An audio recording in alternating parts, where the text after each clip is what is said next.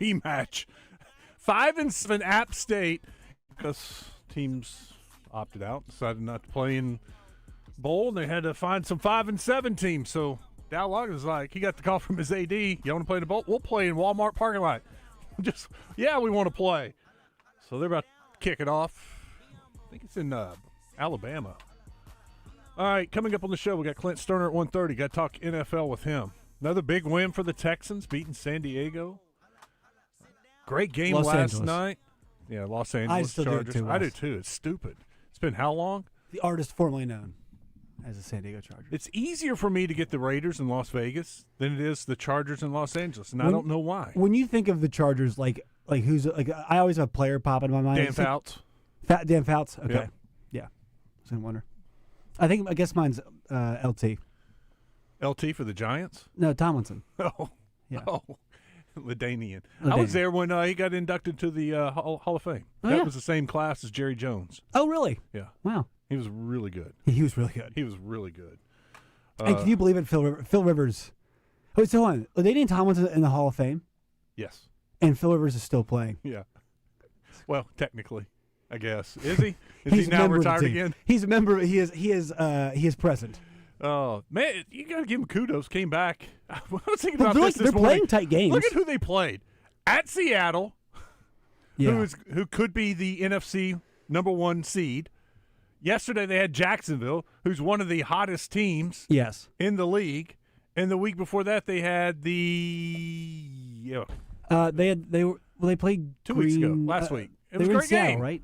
Seattle was his first one. Oh, 49ers, who's also wow. one of the hottest teams. Okay, so he we're gonna goes feel Seattle, Three San 10-plus Fran, win teams. Jacksonville. Yeah, I mean, look, I find him generally aggravating. Like, just as you'll see somebody help him up, and he'll just start yelling in the person's face. It's just like I'm not on board with that. The guy likes a challenge, right? You got to respect the hell out of that, for him. Last night was awesome. That Dude. 49ers-Bears game was great. 325 was not good. Buffalo-Philadelphia was great. That was a close game, not a good game. It was frustrating. The weather was terrible. It was Yeah. raining. And here's Philadelphia.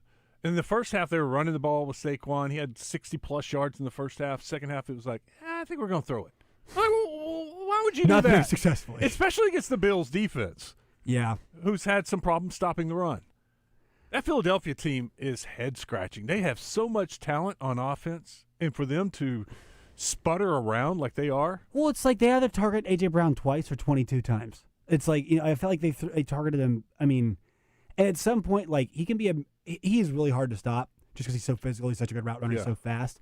But, like, you need to do something else, right? Like, it kind of needs all to work, to work together. Devontae Smith, Dallas Goddard, Saquon Barkley. But like Devontae's kind of like, like you take a bit more shots and things like that. But Hurts has been terrible. Yeah. He's just, and the thing is, I was telling Christian before we started that, this time of year last year, Wes, it was like they're running the ball well and their defense was in that form yesterday. They're not doing anything well on offense. But that defense kind of gave me a little bit of Georgia versus Alabama this year vibes, where it's like, oh, that's the group, right? Yeah. I mean, they were in the kitchen, and Josh Allen I was not impressed. I know he's injured. I know he's injured, but The last throw of the game, yeah, horrible. like that was just a misthrow. Yes. He missed it. I mean, he's wide open for Yeah. the 2-point conversion to win the game. Like Caleb Williams last night was moving backwards. Caleb Williams has changed my perception on him. He's gotten better. He's becoming a little bit more accurate. No, more accurate. Yes. Does he still have some flaws? Yes. But he's going to make it as an NFL quarterback. I wasn't sure. I'm not a big fan of the First take. Steelers' old quarterback now with the Jets. Big Ben. Kenny Pickett? No, they got benched with the Steelers out of Ohio State. Cardale Jones? No. Dwayne Haskins? No. He's dead. Hold on. When did he play at Ohio State? Oh, Justin Fields. Yes. I was not a Justin Fields fan. I thought he was very athletic, but he wasn't accurate enough to be an NFL quarterback. Yeah. I was afraid Caleb was going to be the same way. He is not. I have changed my mind, and I think he is going to be a good quarterback. Do you remember the first game he played in college? Caleb? Yes. No. They were trailing against Texas 28-3. And he came in, and he was Superman. And when he went to USC, whole lot of Superman. Yes. And I think that was the one thing that, like, I mean, Ben Johnson's obviously really smart. Like, that dude, Wess. Yeah. Some of the stuff he was drawing up last night, it was just, he's awesome. And I think the thing for him is he'd rather have Jared Goff, right? Not as anywhere near physical ability as Caleb Williams, but, like, he can depend on him. Now, Caleb did have I believe he had the lowest amount of interceptions for his first 1,000 throws in the NFL, I think maybe in history. I heard that earlier today. I had to look at that. But it is those moments where you're like, dude, like when he's scrambling around, it's like, throw it away. Live 2nd and 10 is okay. And but there's nights like last night where he was lights out. He was 3rd down, 4th down. And I was wondering, I felt like for him it was always going to happen at some point. I didn't know how long it would take. But you can tell he's very much in command. Now, with guys like him, there's always, and Allen and Mahomes, there's always going to be like a killer mistakes because they're playmakers, right? Like they're gonna make those mistakes. For him, I think he's starting to get there. But last night, man, he was just like, what an awesome game. It was back and forth, just matching scores. Poor Niners defense. There's nobody left out there. Yeah, I feel bad. And Trent Williams went down last night too, and CMC was hurt. Their offense is so good right now. Yeah, man. I mean, Shanahan has them clicking. Yeah, Purdy was great last night, and to be doing it with, I mean, you think about some of the injuries they've had offensively too. Yeah. I mean, who's their best wide receiver? Ricky Pearsall or Juwan Jennings? Juwan Jennings sometimes, maybe. Yeah. I mean, right. And no George Kittle last night. Kittle wasn't playing last night. Well, the thing was that they have to be careful. Like I think the Eagles are limiting how much they're using Saquon right now. Or maybe they just can't block anybody. They did in the second half for sure. Yeah. And I think that last night there was not a whole lot of that, and I was a little bit weary of that. Did you see CMC grabbing his back as much as he was? He was going to it, and that made me nervous because Purdy, of course he relies on him. He's awesome. But they got to be careful with that. Yeah. I mean, I know the other option throwing Ricky Pearsall, which I like Ricky Pearsall.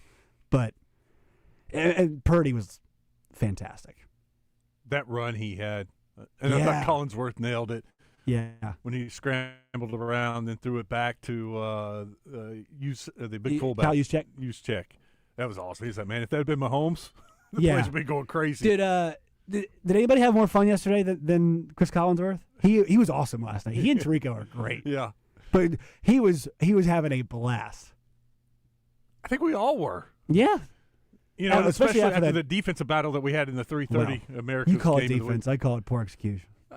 No, the Eagles' defense is legit. Yeah, they're good. They're good. Yeah. But I think their offense is bad. I think, and that's what helped the Bills, because the Bills don't have a great defense. Well, they're at the point now where they're built like those teams where it's like we've paid 4 players, and we've got civilians at the rest of the positions out there, and we're going to outscore you. Yeah, I mean, I didn't realize until yesterday James Cook had led the league in rushing. You'd think if you had that potent of an offensive line rushing attack, their receiving core is just not very good, and their pass protection's not always. I know the Eagles are really good, but like pass protection's not always great. No. And Allen looks clearly dinged. Like he's not 100%. No. Yeah. All right, I was thinking about this today, and we discussed this a little while back ago. I gave you $100. Okay. So it costs you nothing. This is just a gift, a Christmas gift. Thank you. Who are you putting it on to win the Super Bowl? I was going to ask you something similar to this. I was going to ask you, I was going to go through all the matchups that would happen now and be like, what quarterback do you trust the most? I was thinking about this yesterday. So in the AFC, I've got no idea. Because, are you afraid of going to Foxborough? Denver, I don't want to go play Denver in Denver. Well, it depends who it is. Like if it's the Chargers, I'd worry about them. Or Jacksonville, I'd worry about them. The Chargers will get dog walked. Yeah. Or even the Texans. I don't think they'll get dog walked because of their defense, but they're a dome team and they're made up that way as a dome team offensively. I guess it's the Patriots, but would you be shocked if it's like Josh Allen goes to Jim Nantz, like another masterclass from Josh Allen, and they're going to the Super Bowl? No. I guess the better question for me now is Wes, who's the team that you don't want to play? If you're Denver and you're New England, who do you not want to play? Buffalo, the experience, and then so you're worried about Buffalo? And then I'm worried about Josh Allen, and then I would worry about probably the next team would be the Texans in that I'm defense. worried about the Texans. Yeah. I'm a big C.J. Stroud guy. They proved a lot to me. Going to Los Angeles and beating the Chargers. Yes. That was and we're going to have Clint Sterner on here in about 15 minutes, the birthday boy. Oh, it is? Yeah. How old is he today? 48. Looks great. See, I do listen to the other show. Was that on The Zone? Yeah. Birthday What trivia. about the morning show? You listen to that show? And so with we'll talk to Clint about the Texans. Yeah. Okay, how many teams can legitimately win a Super Bowl? NFC, win. Rams, Eagles, because I've seen them do it. Although I really do not. I'm just giving them. I regret saying that. Seahawks can't. I don't trust Sam Darnold. Wow. You don't? Do you trust him? They could be the number one seed, and you they don't could trust be. them? Do you trust him? Yeah. Wasn't Matt Schaub and the Texans number one seed one time? I think because we've seen teams win with a serviceable quarterback, a good running game, and a great defense, and that's Seattle. Yeah, I think Denver's a better version of Seattle. I think Seattle's offense is more potent for sure. It can be more potent. Well, I think Seattle's defense is better than Denver's. Is it? I think a notch above. Yeah. Is it? Hasn't Denver been number one total defense this year? I thought Houston was. I don't know. Denver's pass rush is awesome. Nick Benito has been unbelievable for them, and also that their secondary has been. I mean, they're a pretty well-rounded defense.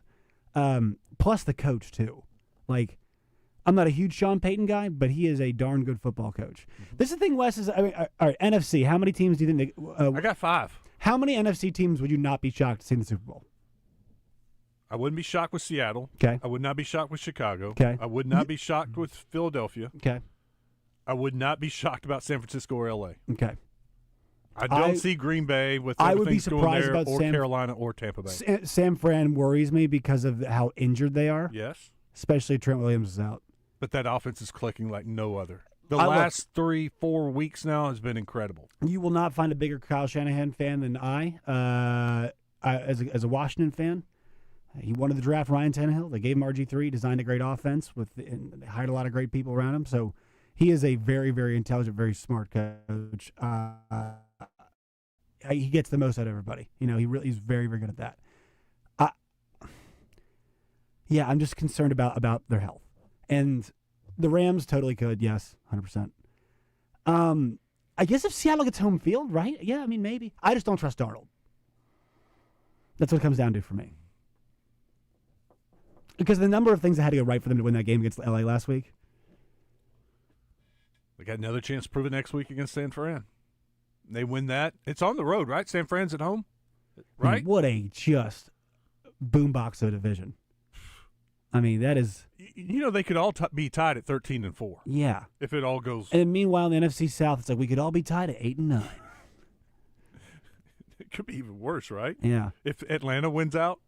That's what's going to happen, right? Like the difference is like Atlanta's going to win out. Atlanta wins tonight next week, and Tampa Bay wins on Saturday, but then Atlanta wins on Sunday, and Carolina goes. Wouldn't that be the most NFC South ever? I was reading that, yeah, and every game's 20-17.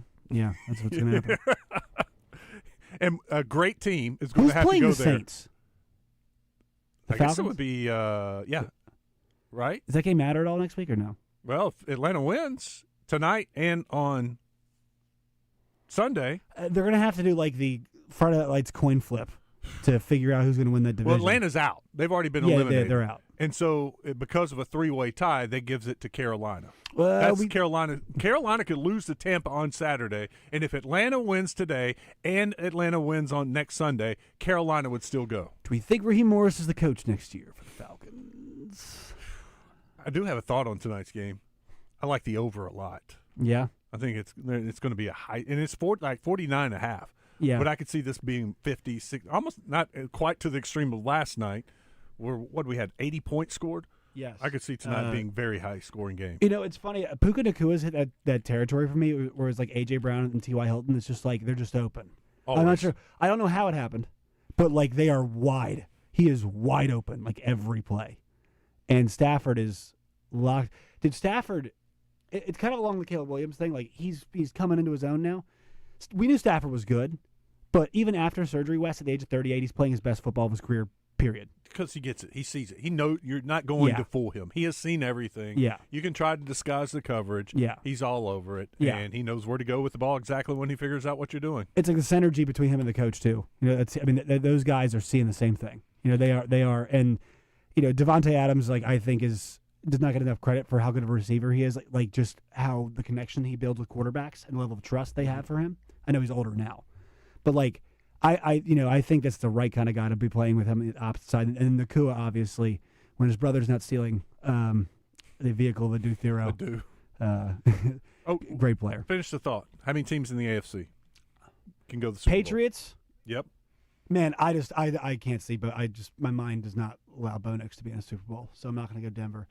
Buffalo. They could have home field advantage just like Seattle. Buffalo's good enough. Texans, I wouldn't be surprised because defense is good enough.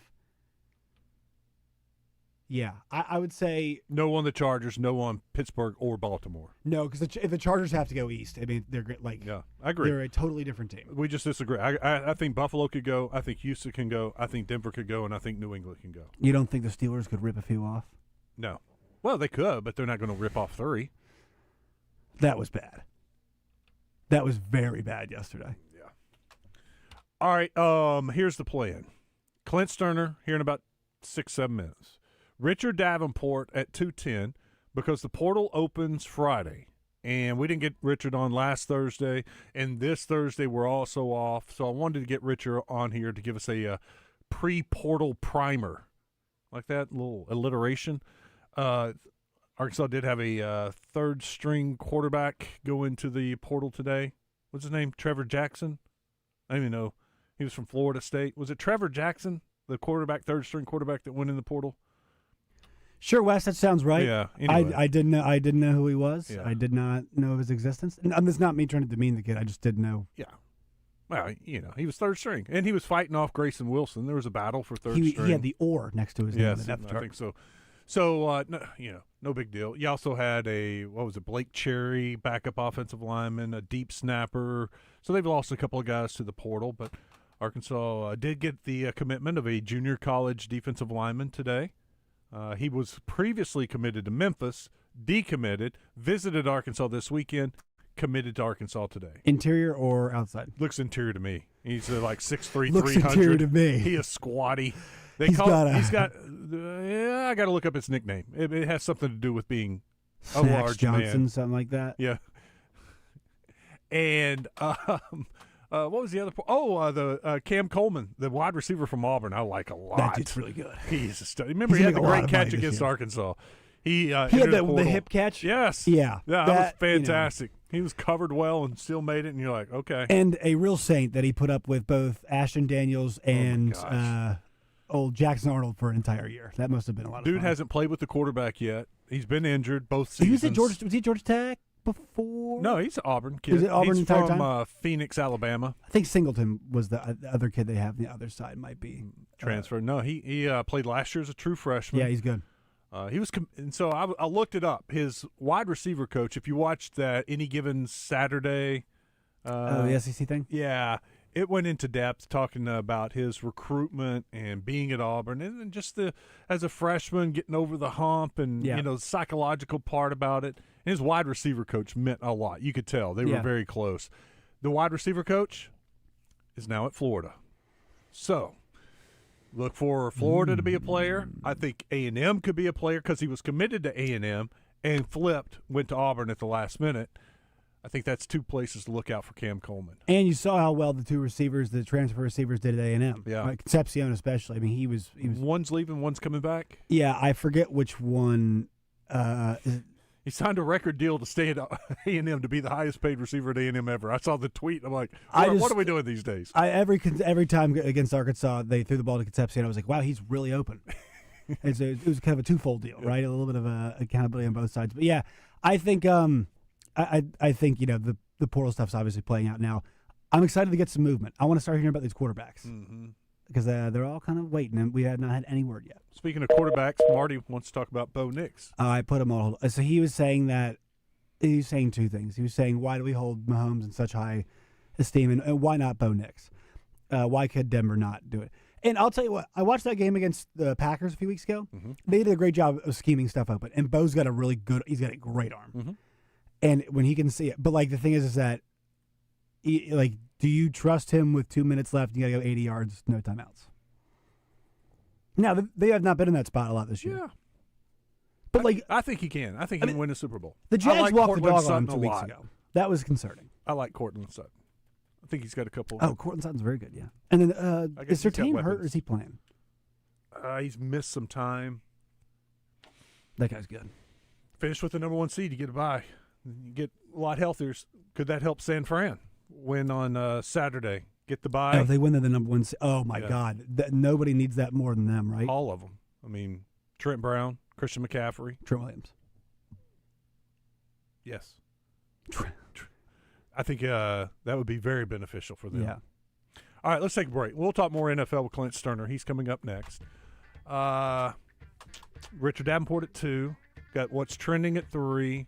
Oh, Razorback basketball. Final non-conference game tonight against James Madison. They're like a 24.5-point favorite on Bet Saracen. James Madison not very good.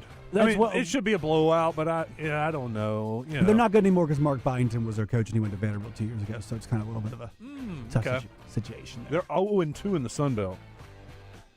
They've already played 2 conference games, lost them both. Wow. They're playing here, Fayetteville tonight. Then they're going to Jonesboro and playing A-State conference game. Some good economics out of their athletic. That was smart. Yeah. Clint Sterner up next. Stick around. We got 2.5 hours to go. It's going to be a fun day. Clint Sterner. Thanks to Chris Crane, Dodge Jeep Ram. Next. The Zone Hotline on 103.7 The Buzz is presented by Jim's Razorback Pizza with 2 locations, Highway 10 past Taylor Loop and just off the Morgan Maumelle exit.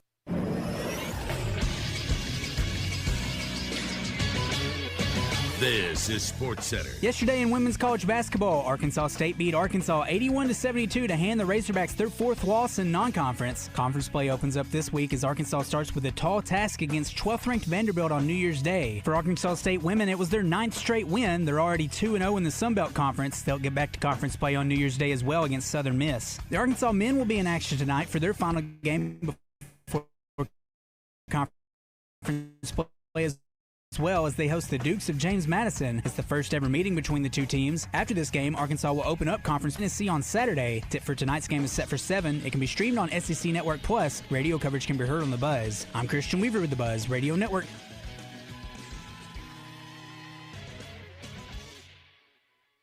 For over 30 years, Pickup Truck Accessory Warehouse has been Arkansas's truck accessory headquarters and the only stop for all your truck parts and accessories. If it goes on a truck, Pickup Truck Accessory Warehouse has got it. And that includes upgrading your truck with Vortex spray liners. Tough, durable, proudly made in the USA. Their spray liners can protect your truck for years to come. Call Pickup Truck Accessory Warehouse at 501-568-0040 to schedule your spray. Or stop by 65th and University.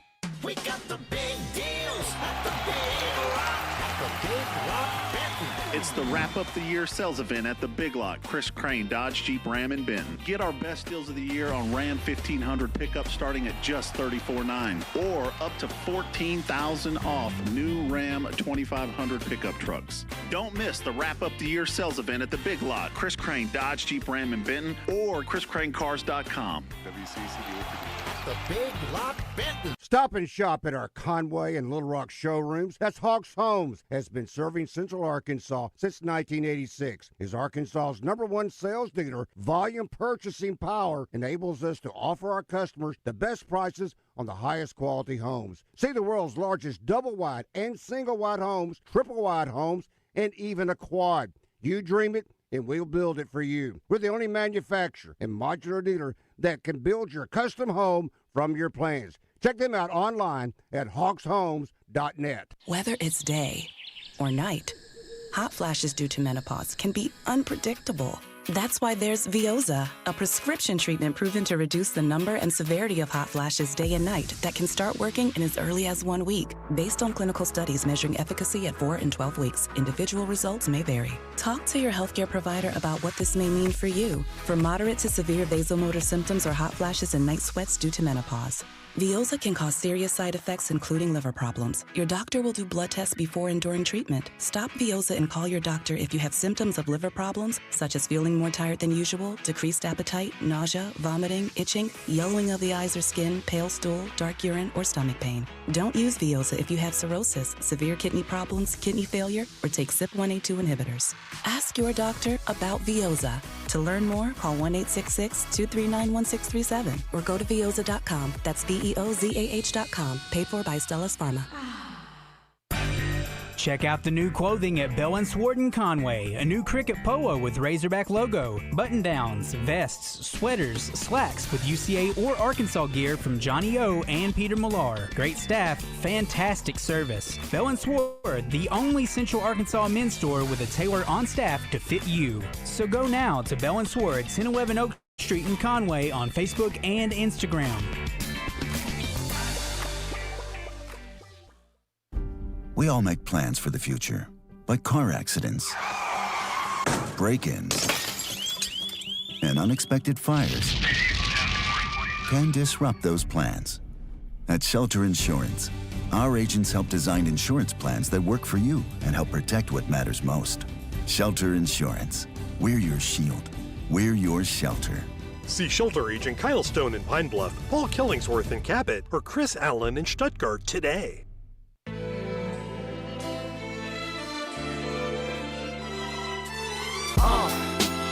What up, y'all? Yeah, soundtrack, what's poppin', baby? Woo! Y'all ain't know, I go by the name of Lupe Fiasco, representing that first and 15. Yeah, Clint Sterner on Out of Bounds is brought to you by Chris Crane Dodge Jeep Ram, home of the Big Lot, Alcoa Road in Benton. Well, let's bring in the birthday boy. What's up, Clint? Happy birthday. Fellas, what's going on, man? Y'all doing all right? We're doing good. How are you celebrating the birthday? Man, work, man. What you mean am I celebrating the birthday? To work. Now, tonight I know there's got to be something going on. Well, I don't know. The wife said, "Hey, I'm excited about taking you to dinner tonight." And I said, "Oh, okay. Well, let me get something other than my sweats and my J's on in if we're gonna do a little something in the city." So, so yeah, we'll see. We'll see what the wife got up her sleeve, man. But I got a show to do. You know what I mean? Yeah. Work continues for us. It's just another day once you get our age, right? That's right. That's right. right. Hey, look, I was telling somebody earlier, man. A good thing I'm 48, man. The good thing is I was thinking about this. My mom said something about it yesterday, and hell, I thought I was turning 49, so I got to doing the math again. I said, hell, I ain't nothing but 48, baby. I'm a year younger than I thought. Clint, can you remember the last time the Texans lost? No, man. It's been a minute. I don't even remember who it was, to be completely honest with you. It was Denver, the first Sunday in November.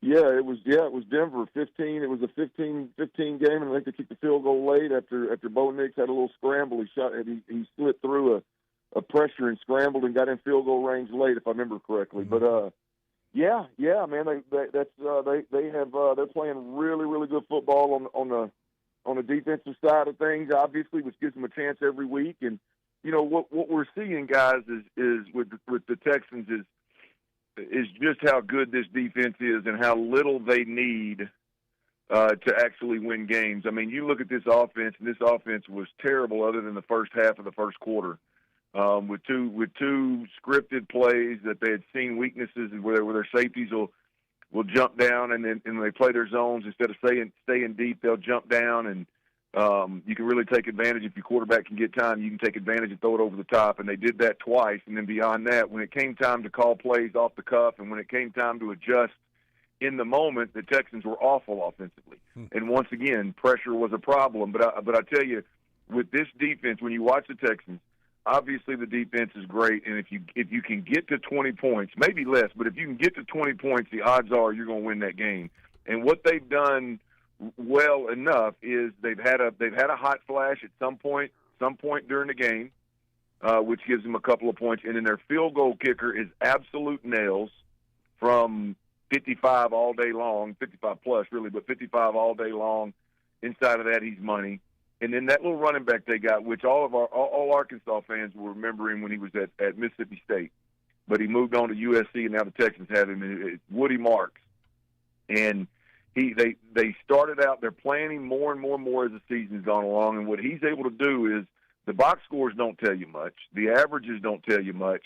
But in moments where you need that you need one first down to put a knee in it. You need one first down to get in field goal range. You need to chew up 5 or 6 minutes off the clock. He has been absolute nails in this run of 8 games. And so, they've got the right formula with a great defense. They're good enough offensively to have a real shot here, man. So, and in a year when there's no Lamar Jackson, doesn't look like it's going to be Lamar Jackson. He may slip in, but it doesn't look like it's going to be Lamar Jackson. Doesn't look like there's going to be obviously no Pat Mahomes, no Joe Burrow. I think Josh Allen of the big guns, really Josh Allen is really the only one in the AFC you're going to have to deal with. And so, yeah, man, this is a hell of a year to get in, and if you got the right formula, you got a shot.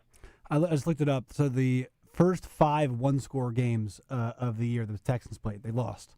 They have won 6. The next 6 one-score games, they've won all 6 of those. Wow. Yeah. So winning close games is a skill, apparently, and they learn the hard way. Well, I tell you, they really hang their hat on that around here, and I'll argue that they treat prosperity like an STD here. They just for whatever reason he wants to make them close. Like this game, they got they clearly the more aggressive approach, the more spread approach, and whether that's the offensive play caller or CJ struggling, for whatever reason, they're okay getting that little bit. Like when the offense has that hot flash, they're okay from then on going, okay, our defense is not going to let them score. Let's be uber conservative offensively, and it's okay if it gets to a 7-point game. It's okay if it gets to a 3-point game. And I think that bit them in the ass early on in the season, but recently, like you said, they've won the last 6. So I'll argue that's one of the phrases, guys, and one of the conversations that I hate having. Probably being here and covering this team is, boy, they have really leaned into one-score games. You got to win them. You got to. Well, I mean, you can also choose to not allow something to be a one-score game. Mm-hmm. You can also choose to keep the pressure on them and go hang half 100 on the team too, instead of getting super conservative in the second half. So. But yeah, they've been good as of late, man. 6 one-score games in a row. They, as you mentioned, 6-0. Hey, so did they trade Tunsil as a contract thing? Because that's the hard part for me, and I think that's a big reason why they can't score. I mean, they are very much hanging the hat on the defense in terms of roster construction and the way they play. But was that just it? Because it feels like that was. I know it'd be expensive, but. That's a tough pill to swallow because that offense can really use him, I feel like. Well, I mean, yeah, I mean, I think nationally people think that, and I think here locally, I think the organization pushed it or not pushed it, but leaked the thought that, hey, man, this is a contract deal. You're fixing to pay your quarterback. You're fixing to pay Will Anderson. You don't have Laramie Tunsil money. But the truth of the matter is this offensive line this year has been better than any version of Laramie Tunsil when you talk about pressures and sacks. Right. In fact, they're significantly better this year than they were last year. Which last year Tunsil was here. This year he wasn't. So I've said, look, I said they had to get out of the Tunsil business a year before they did. I think when you look, Laramie Tunsil is as big a me player as you're gonna find. Pay me my money. I'm gonna beat to my own drum, and I'm gonna have my own schedule. I'll be here when I'm required to be here, and it's about me being the best tackle in the league. And he's more of a finesse player than he is a physical player, right? And so when you look at what kind of offensive line they wanted around here, was they wanted dudes that cared more about making the guy next to him better. They wanted dudes that cared more about being a great leader and being present and being in the building. They wanted guys that were more physical, by nature and were trying to impose their will on people. And Laramie Tunsil did none of that. Right. And so I think, to me, as I said, I was a year ahead of them in terms of you got to get out of the Laramie Tunsil business, is simply because being great at left tackle is fine. But if that guy's not around to lead your team, if that guy's not around to bring your young players on, I'll give you a perfect example. And Trent Brown's an older player, but you look at how these guys are wired. Trent Brown had all the reason in the world this year to not be around in the off season. We cover OTAs here with the Texans. You go over there and watch. He was injured. He wasn't ready to play, but he was at every OTA that we were at, not in pads, but he's standing there in sweats. And every time a young offensive lineman comes off the field, they go directly to him, and he's helping them out. And guess what? Ariante Ursery, that young offensive lineman, is starting and has played as well as any rookie in the league this year in replacing Laramie Tunsil. And so, yeah, I just don't think Laramie Tunsil was a good fit here. And unfortunately, it's viewed as disrespect if the organization would have been honest about it. So I think they sold it as a contract issue and a salary cap issue more so than what it really was. Clint Sterner with us. Thanks to Chris Crane, Dodge, Jeep, Ram. Clint, we were discussing a couple minutes ago how many teams could go to the Super Bowl. In the AFC, how many teams have a legitimate chance to go to the Super Bowl? Well, look, I think anybody except for the Steelers, and I'm an big Aaron Rodgers fan, so I'd like to see it. But I think anybody except for the Steelers, or I don't believe in the Chargers. I think they are too banged up front, and I don't think they're going to survive. They're going to survive playing against a good defense. Because here's the reality of the AFC. We spent 99% of our time talking about the quarterbacks that aren't going to be in this year. Again, Pat Mahomes, Lamar Jackson, what's my Cincinnati man? Joe My mind Burrow. just went. Joe Burrow. You're not going to have those. We spend all our time talking about that, but if you really look at this thing, guys, you got some of the best defenses in the league, really on both sides of the league, but you got some of the best defenses in the league that are going to be in there on the AFC side. And so it's less about the quarterback and more about how complementary are these offenses moving forward. And so I think that's the storyline. I don't know that Pittsburgh or the Chargers, LA, have a unit on either side of the ball that's good enough to make the run that they're going to have to make in the AFC. I think in order to make a run in the AFC, you're going to have a dominant defense that can hold teams down. And so I know the Chargers recently have been good, and they weren't bad other than the first quarter yesterday or Saturday.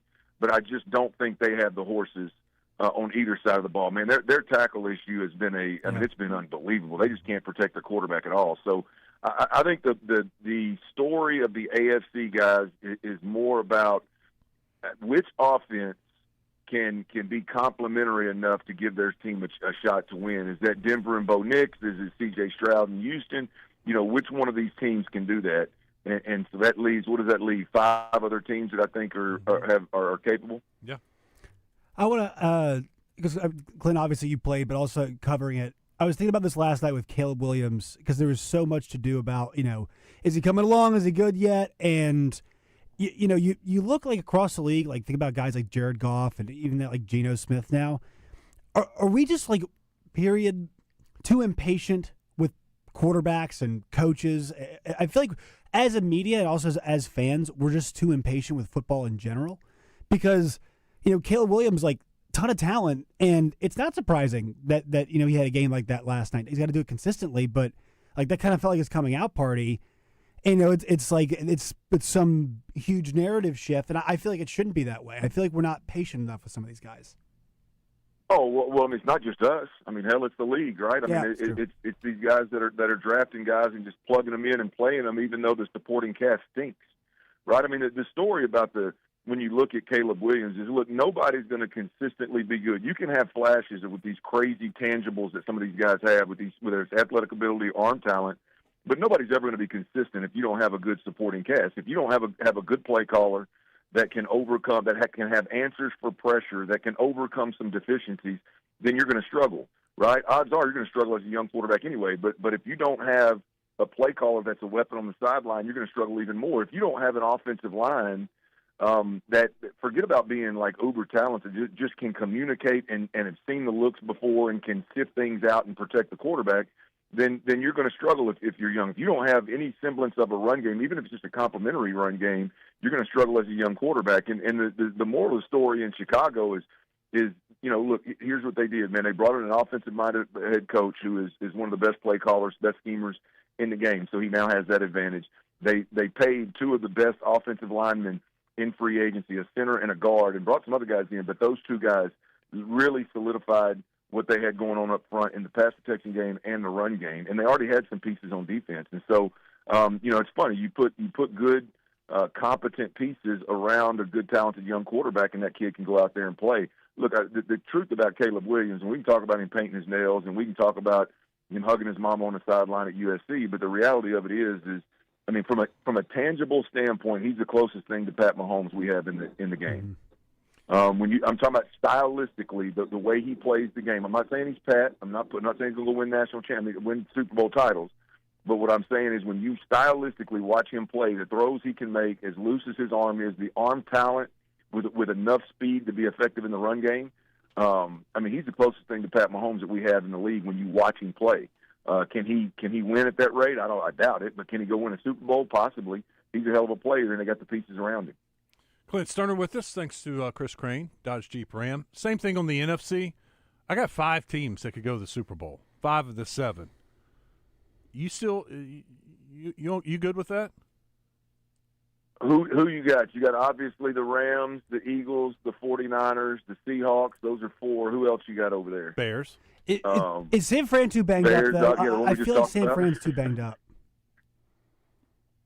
Yeah, well, but here's the deal: is I'll agree with you if this Christian McCaffrey thing that we watched last night with this back becomes a real issue, because without him, or if he's slowed at all, they're going to really, really struggle. But they are definitely banged up, but they've played their best football banged up. Yeah, and Brock Purdy, he is lights out. He is, when you talk about, like, obviously tangibly he doesn't. He's kind of run-of-the-mill and kind of average arm strength, average arm talent, size, speed, all that kind of thing. But when you look at how quickly he processes defense, and obviously how well he communicates, and clearly he communicates consistently in the huddle and at the line of scrimmage, man, that offense is an absolute problem. And so I did not see last night what's going on with Trent Williams. That would be a major, major issue. And then obviously Christian McCaffrey would be a major issue. But if they got those two guys offensively, I think they're going to be a tough out. And now that they won, I can't remember that NFC West mix-up, but hell, they got a chance to get the 1 seed in the Super Bowl. The path is get what I think is the biggest advantage in all of sports is the bye in the first week of the first round of the playoffs in the NFL, and home field advantage throughout. It's going to be hard for them to not get in if they're healthy. If they have the 1 seed, they have the opportunity to play every single game in their home stadium. Yeah, because the Super Bowl's in their home stadium. Yeah. By the way, they host Seattle Saturday night. Hell yeah, man! It'll be awesome. Yeah, that's for all the marbles, right? Mm-hmm. Yes. Darnold versus Purdy for all the marbles, just like we drew it up. So it's 10 teams that we just named have a chance to win the Super Bowl, we believe. A legitimate shot. That's pretty wide open, isn't it? It's a beautiful year, man. I'm going to tell you, look, Buffalo's got to be. Did you know that McDermott in Buffalo has had a double-digit win season for like 7 or 8 years straight? They've won 10 or more games in 7 or 8 years straight. It's crazy the run he's on, and that he's not mentioned. But where I'm going with that is, Josh Allen and McDermott got to be looking at this thing like, all right, boys, this is the time. You know what I mean? No Pat Mahomes to get through, no Lamar Jackson to get through. Again, no Joe Burrow to get through. The AFC is going to be really all. Joe Burrow is going to. Josh Allen is going to be. When you look at veteran playmaker, in the tiers of quarterbacks, Josh Allen's going to be the dude left. Hell, really, if you look at it, who else on? Drake May is good. He's young. Hurts, maybe. Who's that? Drake May. He's second in MVP odds, but he's young. Oh, yeah. No. All these guys are playing well, but when you look at guys that just have like the veterans, like I would say him and maybe Jalen Hurts are going to. Right. And Hurts doesn't get the respect that he deserves. Hell, I think they had 7 yards passing or something yesterday in the second half. But when you look at Josh Allen and Buffalo have to be looking at this thing like, all right, if we're ever going to make a run, this is it. We don't have to go through the horses, Clint, we appreciate it. Good talk. Have a great birthday, and we'll talk to you next week. All right, boys, y'all be good, man, and go home. That was good. Clint Sterner. Thanks to Chris Crane, Dodge Jeep Ram. We'll take a break. We'll wrap up our first hour when we come back. I'll check the D3 Auto Sales text line. It's Out of Bounds.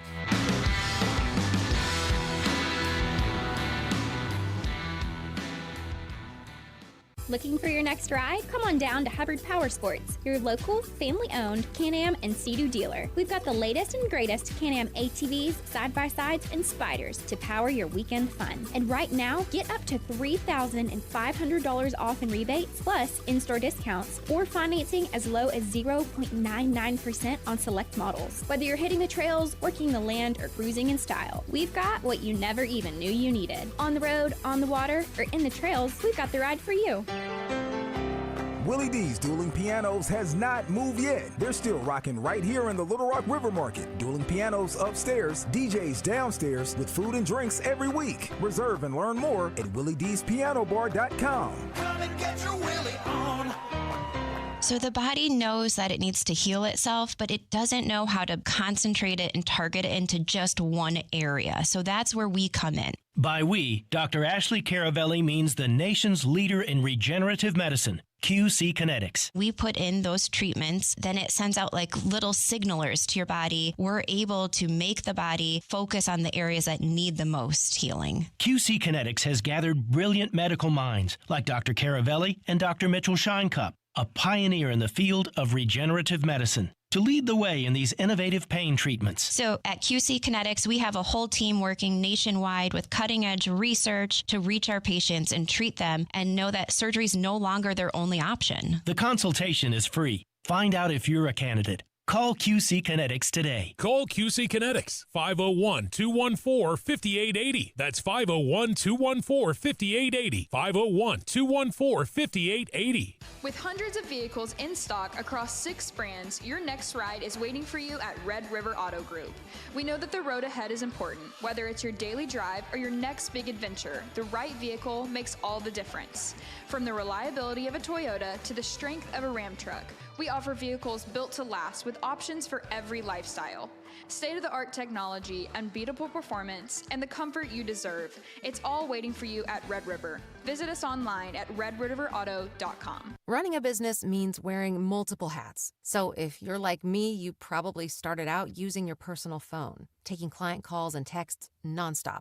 As my business grew, I needed something smarter. That's when I switched to Quo, the #1 business phone system. Quo works right on your phone or computer. No carrying 2 phones, no clunky landline, just one easy app you can try for free. Your team can share one number and handle calls and texts together like a shared inbox. Any teammate can jump into the conversation so customers get faster responses. And Quo's AI assistant summarizes your calls and responds to customers 24/7, so you never miss a lead or opportunity. All this starts at just $15 a month. That's basically 2 coffees. You can even keep your current business phone number. Find out why 90,000 businesses trust Quo. No missed calls, no missed customers. Try Quo for free at quo.com/sports. That's quo.com/sports to try Quo free. QUO.com/SPORTS. For 55 years, you've trusted Sigma Supply for all your packaging and shipping needs. And now, as part of Brady Plus, they've got even more to offer. From janitorial supplies, facility supplies, and food service disposables, Sigma Supply has you covered. Ordering is a breeze with over 50,000 new products online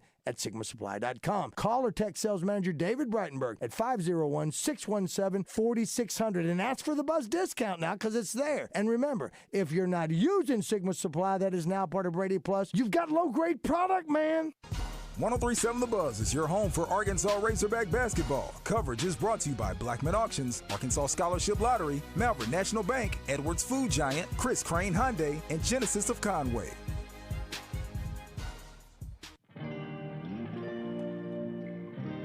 All right, back at it. It is Out of Bounds. I'm Wes Moore. Josh Neighbors in for Joe Franklin. Joe will be back Friday for the new year. Let's go to the D3 Auto Sales text line.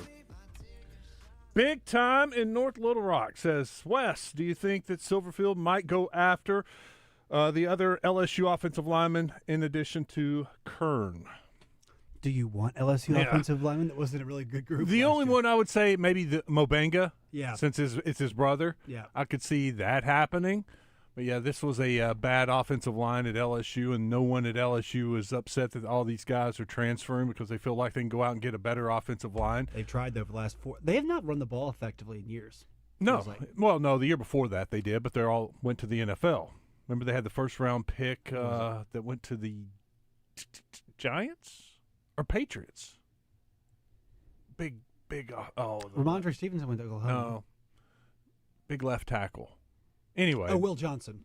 They had that was a different one. But they had several guys off of that line 2 years ago drafted.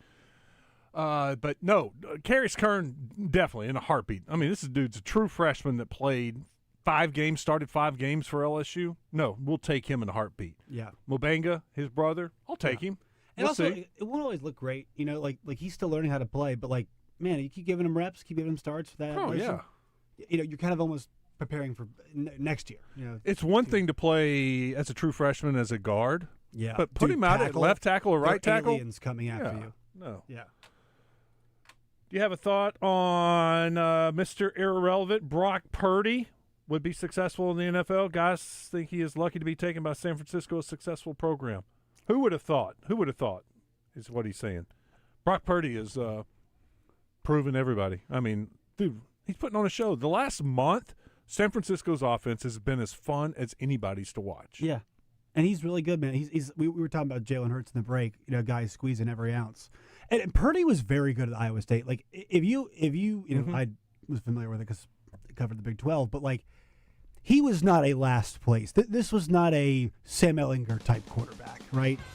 That was not who he was. But man, Shanahan, I mean, he is, you know, it's like the AFC quarterbacks, right? Wes, not everybody can win a Super Bowl, but Kyle Shanahan's a championship level coach. Proven. Here's a great stat for you. Only 5 quarterbacks in the history have won 13 regular season games in back-to-back seasons. One is Sam Darnold. 2 good years in a row. Let's go. I'm not discounting him or Seattle. I am, but I'm a Sam Darnold guy too. They had their offense rolling earlier in the year. Yeah. Offense and defense were both clicking. They were killing teams. He crapped his pants in a big game in the playoffs last year. Yeah, he did. Yeah, he did. It's redemption time. Seriously, next week when we get the matchups, we got to make a pick. Just see how stupid we look. I just don't trust any of these quarterbacks. No telling who could win this Super Bowl. All right, hour number 2 is coming up next. We got Richard Davenport. Life is loud, chaotic, hilarious, and occasionally peaceful. Your life fits you, so why settle for life insurance that fits someone else? At Shelter Insurance, our local agents help you design a personal protection plan backed by award-winning customer service. We're your shield. We're your shelter. Shelter Life Insurance Company, Columbia, Missouri. See Shelter Agent Christy Pettit in Maumelle, Chad Kesterson in Arkadelphia, or Bo Beavis in Cabot today. We got the big deals at the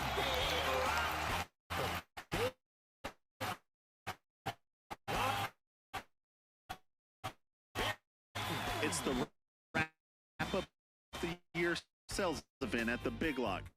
Chris Crane, Dodge, Jeep, Ram, and Benton. Get our best deals of the year to 500 pickup trucks. Don't miss the wrap-up the year sales event at the Big Lot. Chris Crane, Dodge, Jeep, Ram, and Benton, or chriscranecars.com. The Big Lock Benton. Centennial Bank presents Dan Hampton each week on Morning Mayhem. Centennial Bank. Strength is no accident. You work hard for your money. Keep it secure at Centennial Bank. Member FDIC. Game time or playtime. We're here all the time. I wish you had more time. 103.7 The Buzz, KABZ, Little Rock. Buzz News with KARK's Gary Burton Jr. Today is the day to give blood, and by doing so, you can win some tickets to see the reigning NBA champions thanks to Our Blood Institute. After giving blood, you will be entered to win 4 tickets to see the Thunder play, a free hotel stay, and a $100 gift card. A Bloodmobile will be at the City Services building in North Little Rock from 9 a.m. to 1 p.m., and another will be at the Walgreens in Conway from 1 to 6 p.m. today. Our Blood Institute is also giving away $5,000 to one lucky donor to kick off the new year. All donors will get a Give Hope t-shirt through January 31st. Those who give blood by January 12th will be entered to win $5,000. You can set up an appointment and learn more at the Our Blood Institute website. For the Buzz Radio Network, I'm KARK's Gary Burton Jr. Have a great Monday, everyone. Tune in each week when Susan Irwin Prowse shares her Keys to the Weekend music events calendar with Justin and DJ. Brought to you by Willie D's and Big Red Dog Productions. Big Red Dog Productions is your gateway to music excellence in Central Arkansas and beyond. Visit entertainersguide.com to see the weekly calendar and submit your shows. Weather from the Fletcher Weather Center. After blustery conditions Sunday night into Monday morning, we still see breezy conditions for Monday. Gusts out of the north-northwest between 20 and 25 miles an hour are possible. Mostly sunny skies and temperatures reaching the low 40s. And then Monday night into Tuesday morning, our lows reach the low 20s. By Tuesday, our highs are in the mid-40s. For the Buzz Radio Network, I'm meteorologist Jenna Warner.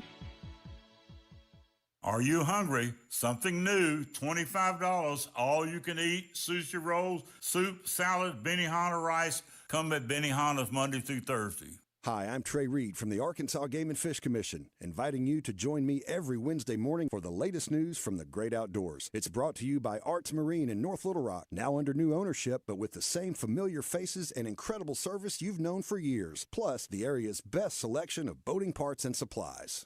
Mickey Hennard for our service department at Hennard Foothills Equipment in Searcy. Whether it's Kubota, Vermeer, or steel, our team will take care of you. Family owned for over 30 years, Hennard Foothills Equipment in Searcy, your hometown Kubota dealer, no matter where you live. Arkansas Advocates for Children and Families presents Central Arkansas Soup Sunday, March 1st at 3:30 at the Jack Stevens Center at UA Little Rock. Arkansas Advocates works for an Arkansas where every child and family has every opportunity for success. Central Arkansas Soup Sunday, benefiting Arkansas Advocates for Children and Families, March 1st at 3:30. Tickets are available at aradvocates.org and at the door. The electric cooperatives got its start lighting Arkansas, and we continue to meet that demand with every resource we can deliver. We're powering your life where you live every single day through one of 17 local cooperatives, each unique, always united, and in your community. Our mission, to provide reliable, affordable, and responsible power to every corner of Arkansas. It's the local hometown cooperative way, because we're better connected together. The Electric Cooperatives of Arkansas. Fellas, you've heard of TRT, but you have no idea what testosterone can do for you. Once you start treatment, you'll wish you had done it sooner. All the guys I know, they go to Synergenics and Low T Center for TRT. The TRT test is free, not hundreds of dollars. The testosterone is pure, not compounded. Guys feel full of energy, not like they're still waiting for it to kick in. Get in now for your free TRT test. No appointment necessary before 10 a.m. or book ahead at fixmylowt.com. Again, that's fixmylowt.com. Clint Conk joins the zone each week on 103.7 The Buzz. Brought to you by Farm Brothers Flying Service, providing crop dusting services to farmers in Southeast Arkansas. Call 870-263-1300. And ESPN Radio Extra Point with Gabe Neitzel. If this was Michigan 15 years ago, 20 years ago, before the NIL and transfer portal era, I would say they would have some work to do in repairing the trust and making sure that you can go out and get those recruits, that the recruits are going to trust the university and do all those things. Now it just seems like as long as you're spending the money, you're going to be competitive. Yeah. And I don't think the boosters are going anywhere. They've loved Michigan football for a very long time. So as long as you have the money continuing to flow into the program, I feel like hiring Kyle Whittingham is a great hire for the University of Michigan because he's still going to have the support. He's gone out, shown that he can be a highly effective coach. Heck, in the BCS era, he led Utah to an undefeated season. But he has shown that he can be a highly successful coach. And if he gets the support that most coaches do at Michigan, I think he's going to be fine. Texting enrolls you into recurring automated text messages. Consent not required to purchase. Message and data rates may apply. Man, I love seeing the old gang at these reunions. Did you see Brian? He's in better shape than he was 25 years ago. How is that even possible? Yep, I ran into him a few weeks ago and had to ask. He told me he started taking Eugenics Total T2. The testosterone booster? Yeah, but it's way more than that now. It also skyrockets your nitric oxide in as little as 3 hours. I started taking it right away, and I'm already seeing results. I was wondering what you were doing. You seriously crushed me in that pickup game last week. Yep, after 40, energy, strength, preparing, drive, it all starts going downhill. But with T2, I feel like my old self again. Stronger, leaner, and my energy is way up. My wife even noticed a difference. They're giving out complimentary bottles right now. Just send them a text. Text ROCK to 321-321 for your complimentary bottle of new Nugenix Total T2. Text now and you'll also get a free bottle of Nugenix Thermo X, our most powerful fat incinerator. That's ROCK to 321-321. These statements have not been evaluated by the FDA. Product not intended to diagnose, treat, cure, or prevent any Live disease. from the Signal Media Studios, this is Out of Bounds with Wes Moore and Joe Franklin on 103.7 The Buzz.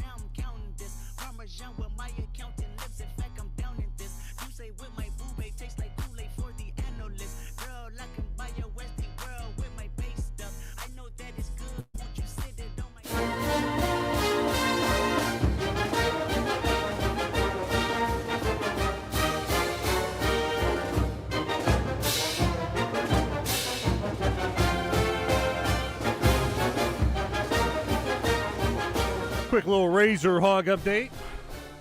Arkansas women lost to Arkansas State yesterday. Arkansas State women went up to Fayetteville and put it on the Razorbacks. Arkansas State's got a good team again. Went to the NCAA tournament last year and off to a good start in the Sun Belt, and they win the in-state matchup yesterday. Arkansas men return to action tonight. James Madison, 7 o'clock. And don't forget, SEC play begins Saturday with Tennessee. And Josh and I will be back with the Bet Saracen Razorback basketball post-game show right here on The Buzz. It's usually about 30 minutes after the final buzzer goes off. The IMG post-game show is usually about 30 to 40 minutes. And then we'll be doing the post-game show live from Walk-Ons. Yes. The Tuscan Chicken's back. We're back. Sweet potato fries are back. Great place to watch the game. Plenty of TVs. And then we're going to be outside doing the post-game show. So, and you'll be able to hear us this year. It's a little bit of a change, but you'll be able to come outside and hear us. Or obviously, if you're indoors and still want to listen, you can pull it up on your phone and whatnot. But yeah, we always love going there, watching the games. It's a great spot to watch. And we'll be there hopefully not too late. 3 o'clock game Saturday, right? I don't mean that one. I mean the 45 foul game that involved Wade Taylor. Remember that one a few years ago, Wes? Yeah, that one started like at 8. Yeah, they gave us the keys. Got out of here past midnight. Yep, they told us to lock up for them. I did notice there were a couple of 8 o'clock games this year. We hate that. Several 8 o'clock games. Not sure if you know this, Wes. I work a morning show, so we don't love that. You're going to have to deal with that. We'll look at that in a second. I was wanting to double check. I'm pretty sure Tennessee's 3 o'clock. It is. It's on ESPN2. There it is. 2 o'clock. 2 o'clock. 2 o'clock. So 4:30ish. It's a great first game. Start with. And we'll be outside at Walk-Ons. Yeah. The heaters will be on. Yeah. Come out and join us. Be a part of the show. Yeah. We can pull up a third mic, and if somebody in the crowd has a question just for no us. cursing, all right? No FCC violations. Yes. All right, let's bring in Richard Davenport. I know there will be no cussing here. What's up, RD? How are you? Oh man, I'm realizing how my life sucks. Just learned that somebody just recently went to Hawaii for the holidays. It's pretty special. Yeah, Josh has a certain glow about him. A little tanner. Yes. Got a little sun. Yes. And got away from the morning show guys, and you just have a fresh outlook on life.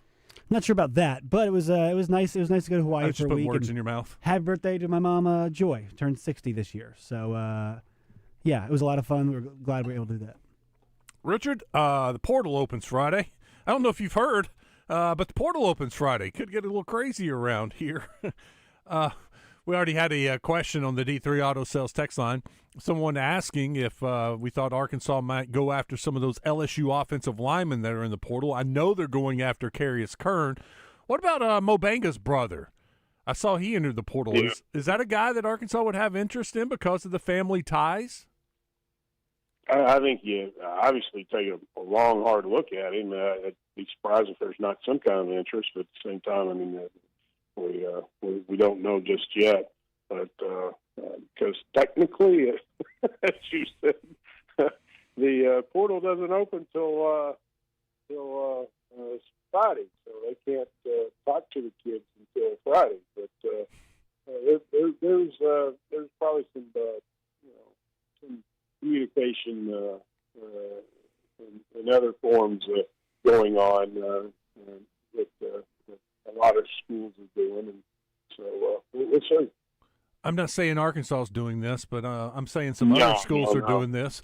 How many deals do you think are like 10% deals already done right now? Like players are just waiting until Friday to announce where they're going? Oh, without a doubt. That is that will be so much fun to see on Friday. So and so. The portal just opened 5-6 hours ago at midnight or whatever. He woke up and had an epiphany. And he already knows where he's going. That's surprising. But there's going to be quite a few of those. I think there's already been some, even with kids not even being in the portal technically. That they already know where they're going. So. There was a tight end, big tight end that's going to Alabama. Wasn't he from Oklahoma State? I don't care. He's just that kid. He's like, I don't care about the rules. He actually visited Arkansas, the old staff for I can't remember, maybe the Mississippi State game or so. But he left shortly after Gundy was fired, so he was able to go ahead and jump in the portal then. He visited Arkansas on the old staff, and he knew that with what was going on with Arkansas at that particular time, that that was a long shot, but he did visit, which credit the old staff for being able to get him to visit. So, Richard, do you think the SEC, the one big domino to fall is one that we might have to wait on with Trinidad Chambliss's waiver application, I believe, for an extra year? Because, his future obviously up in the air. He's at Ole Miss now. Lane Kiffin goes to LSU. Trinidad said, he said, we'll have to see what happens. But, I mean, do you think in terms of the SEC QB carousel, that's what we're going to wait on, or do you think other schools are going to make moves regardless of that? No, I think schools will make moves regardless of that. But, I mean, that will be interesting, and I'm sure he'll probably get a waiver.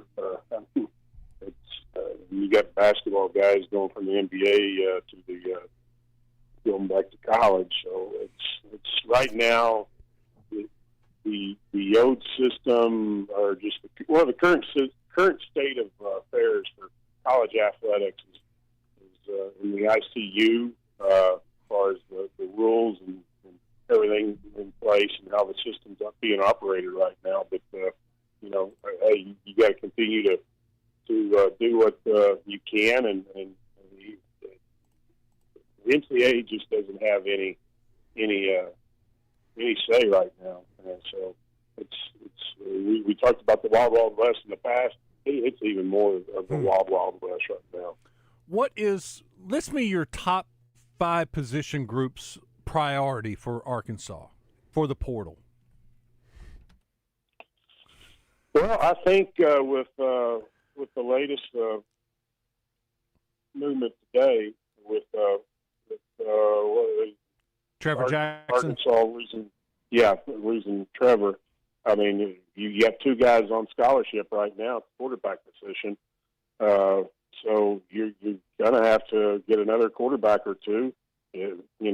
Grayson Wilson hasn't announced anything just yet.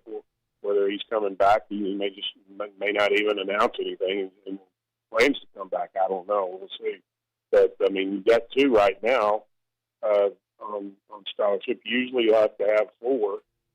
So I would imagine they're going to add at least 2 quarterbacks there. I heard earlier in the process that running back wasn't going to be a huge focus. It wouldn't surprise me to see them, get 1 running back. Then offensive line, they'll continue to add there. How many? 2 or 3, I guess. I don't know. It just depends on Blake Cherry announcing he was leaving. That was somewhat of a hit because I know the previous staff really, really liked him, and his upside's tremendous. I think you'd probably look at Wisconsin as a possible destination for him. I'm not saying that for sure, obviously.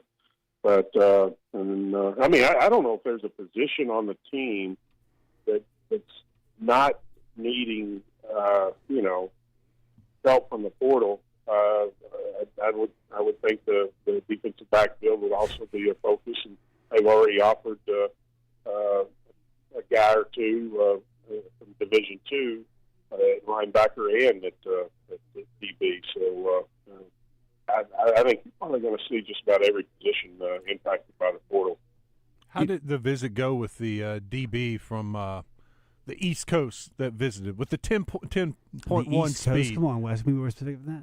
What's Stony Brook? Well, he hasn't visited yet. What was he it? hasn't visited yet. Oh, I thought it was this past weekend. Kenya Thompson? Yeah. Yeah, I mean, he runs a 10-1-3. He's a cornerback, 6 foot, about 170. Had interest from about 30 different schools, but he says he's gonna visit January the 3rd, which obviously is the on Saturday, and sounds like he's probably going to pull the trigger. So I think he might be the first guy coming out of the portal to be a commitment or a signee, and then you got some other guys that you look at the Memphis guys for sure that are in the portal. Some of them, not all of them, but you look at some of them. You definitely have to think that there might be some interest there. Sutton Scott, Smith, the running back who ran for like 150 yards, 147 yards on 12 carries and had a touchdown against Arkansas in the Tigers' win. And then Kamari Wilson, the safety, who he was one of the top safeties in the country coming out of high school back in 2022, signed with Florida and transferred to Memphis, and he had a good season. He had 84 tackles. So I think he's another guy to look at. And then the Division II linebacker, also Cameron Cooper, is another one to look for. He got an offer from Arkansas last week out of Western Colorado. Had 81 tackles, 14 tackles for loss, 5 sacks, so 6'2", 230. He's out of Arizona. So those are just a few that I'm keeping an eye on. But there's going to be so many names pop up, especially as the portal opens. Just think about this, like in general, the stress on talent evaluation is crazy now because like if you're an NFL GM, you'll make sure you kind of protect the guys that you drafted and whatnot. But if you find Chris Jones will play for you for 15 years, right? You have to constantly be evaluating talent because like even if you hit on a guy, he might be gone in a year. So the churn of the talent evaluation, it's going to be interesting to see how coaches get assessed in that category because it's going to be a lot more constant than it is, it has been in the past. And I mean, Richard, how talent evaluation in football, I mean, it's almost like you kind of just, close your eyes and throw blood at the wall and hope something sticks. Yeah, you especially when let's say they get 2 defensive tackles and they spend quite a bit of money on those defensive tackles, and they only have so much of a budget. Let's say they have a budget of $1.5 million for 3 defensive tackles, and those 2 guys each cost them $600,000. So you only got $300,000 left. So you're really looking for value. And that's where evaluation really comes in handy. And there may be a guy that you as a staff really, really like, and other staffs are kind of we're kind of lukewarm on him. But you offer him $300K, you get him, and who's to say he may not be the most valuable defensive tackle on the team next year? You just never know. But I do know that the previous staff was even looking at potential guys going into the portal, even during the summer. They were putting together a list of kids to watch for potential entry into the portal. So it's not only just portal opens, it's pretty much year round.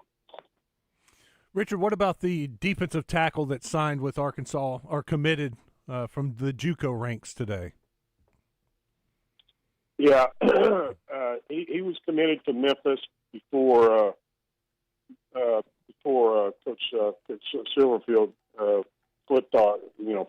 came to Arkansas. Antonio Sandel, Bascom, out of Coffeyville Community College in Kansas, 6'3", about 305. His offers list wasn't overwhelming or anything like that, but obviously Coach Silverfield really liked him, and the staff, offered him yesterday, and he publicly committed today. And but junior college guys are not being as recruited as heavily as in the past. Oftentimes you would see some schools load up on junior college guys. I mean, you look at Kansas State years ago. We're talking years ago. That's how Snyder built that program.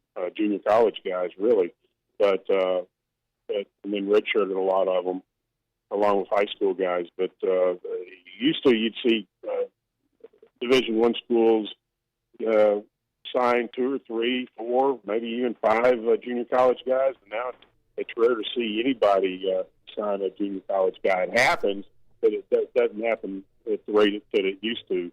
So I think schools look at Division I guys or Division two guys are a little bit more reliable, at least based on film study, because of the level of competition. Because junior college competition can be kind of iffy at times. Well, Richard, there's a new junior college ranks. It's called the MAC, right? The MAC, the Sun Belt, the WCC, the WAC, all those conferences. You're pretty much right. The portal's definitely impacted junior college and obviously high school recruiting big time, especially the high school guys that are kind of on the bubble. 10 years ago, they would probably get an offer from a Division I school and be developed in 2 or 3 years. But that is not the case as much anymore. Bascom's nickname was Fat Boy Moo. He's changed it on Twitter to Fat Boy Woo. Let's go. How about that? Good stuff. Fat Boy Woo. T-shirts incoming. And that's why I said when Josh asked me, is he a defensive end or defensive tackle? I was like, I think he's a defensive tackle because he's 6'3", 300, kind of squatty, and has a nickname that would make you indicate that he is a defensive tackle. Space Eater. Fat Boy Woo. Love that. I like that. He's eating it up on social media about coming to Arkansas, so that's pretty good. Yeah, he seems like a likable guy. There's a little bit of I've been communicating with him.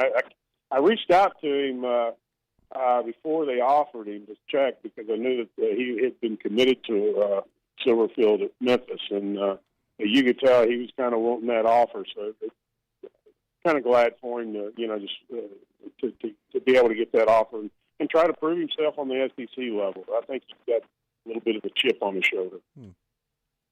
Had a question here on the D3 Auto Sales text line, Richard, for you. Someone was asking about Grayson Wilson. Is he still with Arkansas? Is there plans for him to enter the portal? He's still with Arkansas. I mean, I only brought that up as far as him. Maybe he hasn't announced anything, and a lot of I wouldn't say a lot, but quite often guys will not even announce because their intention is to stay. Now, do I know that for sure? No, I don't. But I would hope that he would stay on. I think I'm a big Grayson Wilson fan. You got KJ Jackson, who obviously showed well in this season at times, and I think with good reason, a lot of fans are excited about him. I think Grayson Wilson, the times that I saw spring practice, I was really impressed with him. So, but he may announce, he's staying, or he may not, or he may announce he may transfer. I don't know. Only time will tell. But I mean, with only two guys at scholarship right now, and quarterbacks don't come cheap, especially if you're trying to find a guy to kind of push KJ. Quarterbacks don't come cheap, so and then that can put a dent into your budget pretty quickly if you're trying to line up even 2 quarterbacks. quality quarterbacks. 3 would be definitely a challenge, but nothing new on Grayson. As far as I know right now, he's still a Razorback. It's interesting to see how the quarterback market shakes out because you saw this year like Arizona State got a guy in Jeff Sims who I don't think Jeff Sims is very good, but Jeff Sims has played a lot of football, right? Mm-hmm. So I mean he's serviceable. Daniels at Auburn, right? A guy who's played a lot of football. It's interesting to see how these veteran guys basically they cut him a big enough check, can go and be backups and do that. But I think keeping Grayson Wilson is pretty important. No doubt. I think just to have an Arkansas kid that people are familiar with. I think it's good to have that, and also pretty capable player too, right? And building depth at that position is hard to do. Mm-hmm. So if you think you might have 2 good ones, might have to go out. Yeah, I and get agree. a I third think one. especially being an in-state guy, and a lot of people familiar with him, and a lot of people feel pretty good about his talent level. I think that would be kind of a hit if should he leave or whatever. I would have to think that they would be interested in the Memphis freshman quarterback that entered the portal. That one that got the first down at the end of the game against Arkansas. Yeah, I would think that Who's would be a escorted? target. A.J. Hill. Yeah, he was escorted to the first down. Yeah. Or A.J. Hill. Yeah. That was upsetting. That was very disappointing. And in limited play, he was 19 of 32 for 223 yards and a touchdown. So I mean, when he went in, he was pretty effective. Yeah. And obviously, he's got all the physical tools that you're looking for. 6'4", 215, and he was the number 7 pocket passer in the country as a senior out of Georgia and top 100 prospect overall. So he was the highest rated prospect to ever sign with Memphis. Wes Snyder's one that receiver. What was that kid's name? Oh, number 9. Yeah. Yeah. Very athletic. We were watching the Memphis Bowl game last week, and he caught a pass over the middle and spun around, broke a tackle, split the guys, and ran in for a touchdown. And I was like, please look up number 9, see if he's got any hands, eligibility. concentration, burst, and balance. Yeah. Yes. And Josh is like, yep, he's a junior. I was like, yep, let's wait for him to get in the portal, go get him. Yep. And he entered the portal last week, and I've already forgotten his name. But you got to think any of those offensive guys, first of all, they know how good they are. Cramsey and Silverfield will know. And if they'll have a good feel if they can play in the SEC or not, and if there's a relationship, yeah. And they took from CUSA. I mean, New Mexico State's lowest conference in Division I, and it worked out pretty well for Vanderbilt. No, you've got a tie, use it. So it wouldn't surprise me if some of those offensive guys end up at Arkansas when the portal opens next on Friday. Richard, we appreciate it. Thank you for coming on. Hey, good luck. I know it's about to get crazy for you, but we will talk to you soon. And happy birthday to Joy. A happy birthday to the young lady. I will let her know. Thank you, Richard. See you, Richard. Richard Davenport, Arkansas Democrat Gazette, WholeHogSports.com. We got an open segment when we come back. We can take some phone calls, open it up, 661-1037. Hit the D3 Auto Sales text line. Question for you. Okay. Do conversations with people like Richard just kind of make you think big picture and be like, oh my God, like just about the quarterback market and about talent evaluation side of things, and I mean, it's just it's ever evolving. Yeah. And that's how sports are. I mean, that's how but this especially is different, obviously. I think they got to spend most of their money on defensive line. I agree with that. A little corner action, a little linebacker, a little offensive line. Yeah. Quarterback, you're looking for a backup. Yeah. And you're hoping he doesn't have to play. O-line's tough, man. Everybody needs linemen. Yep. There's not a lot of great offensive lines. That's why you have to pay for them. Yep. And a pretty penny. Year. Yeah. We'll take a break. Your call's next. It's Out of Bounds. Tune in every Monday night at 7 for the Coach Calipari Show. Coach will break down each game and talk strategy. And it's all brought to you by Chris Crane Dodge Jeep Ram and the Big Lot in Benton.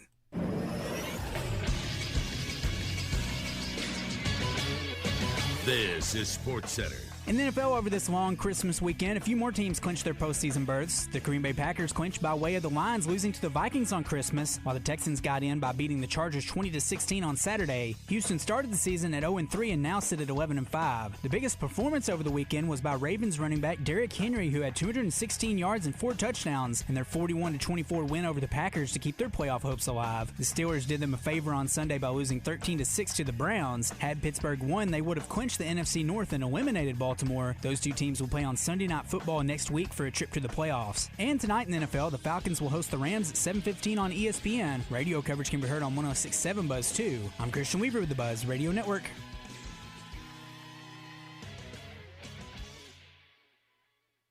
We got the big deals at the Big Lock.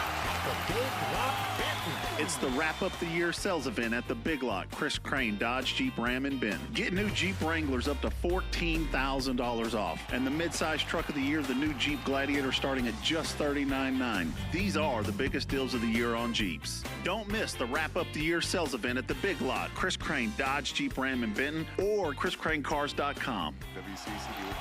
The Big Lock Benton. Running a business means wearing multiple hats. So if you're like me, you probably started out using your personal phone, taking client calls and texts nonstop. As my business grew, I needed something smarter. That's when I switched to Quo, the #1 business phone system. Quo works right on your phone or computer. No carrying 2 phones, no clunky landline, just one easy app you can try for free. Your team can share one number and handle calls and texts together like a shared inbox. Any teammate can jump into the conversation, so customers get faster responses. And Quo's AI assistant summarizes your calls and responds to customers 24/7, so you never miss a lead or opportunity. All this starts at just $15 a month. That's basically 2 coffees. You can even keep your current business phone number. Find out why 90,000 businesses trust Quo. No missed calls, no missed customers. Try Quo for free at quo.com/sports. That's quo.com/sports to try Quo free. QUO.com/SPORTS. For over 30 years, Pickup Truck Accessory Warehouse has been Arkansas's truck accessory headquarters and the only stop for all your truck parts and accessories. If it goes on a truck, Pickup Truck Accessory Warehouse has got it. And that includes upgrading your truck with Vortex spray liners. Tough, durable, proudly made in the USA. Their spray liners can protect your truck for years to come. Call Pickup Truck Accessory Warehouse at 501-568-0040 to schedule your spraying, or stop by 65th and University. Check out the new clothing at Bell & Swart in Conway. A new cricket polo with Razorback logo, button-downs, vests, sweaters, slacks with UCA or Arkansas gear from Johnny O and Peter Millar. Great staff, fantastic service. Bell & Swart, the only Central Arkansas men's store with a tailor on staff to fit you. So go now to Bell & Swart, 1011 Oak Street in Conway on Facebook and Instagram. When there's work to do, ground to break, and a reputation to uphold, you need the powerful, durable Kubota RTVX, North America's #1 selling diesel utility vehicle. Right now, bring home select Kubota equipment for 0 down, 1.99% APR for up to 36 months, or save up to $300. Now through December 31st. See us or go to KubotaUSA.com for full disclaimer. Visit your local River Valley Tractor dealer or online at rivervalleytractor.com.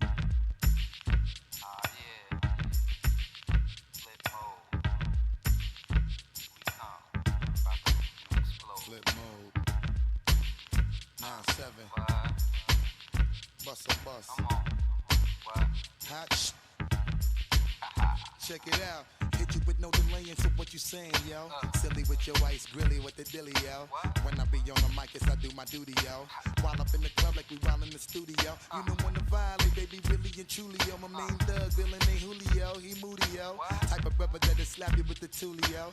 Real shook, scared to death, act fruity, yo. X that, looking shorty, she a little cutie, yo. The way she shake it make me wanna get all in the booty, yo. Top mistress of the banging misses and videos. While I'm with my freak like we up in the freak shows. Hit you with the shit, make you feel it all in your toes. Hot got all my people in red clothes. Telling my metaphors when I formulate my flows. If you don't know, you're messing with lyrical player pros. Like you really wanna party with me? Let me see just what you got for me. Put all your hands where my eyes can see. Straight buck wildin' in the place to be. If you really wanna party with me, let me see just what you got for me. skate buck, ballad in a place to be. If you really wanna party with me, ain't God we trust. Yo, it's a must that you heard of us, yo, we murder us. A lot of people is wondering and they curious. I mean, in my unit do it is so mysterious. My sincere apologies. How was your cookie? It was good. Good. I had 3. So Acree brought a bunch of Christmas leftovers. Did he make them? Yeah, I think so. Can you imagine him baking? Yeah, I worked with him for 5 years. You did? Yeah. You know better than me. So I was thinking it was the top of the hour break, and I had a long break, and Josh and I were just talking and eating, having a little snack, and I heard some music playing. I'm like, what is going on in there? I was like, oh my.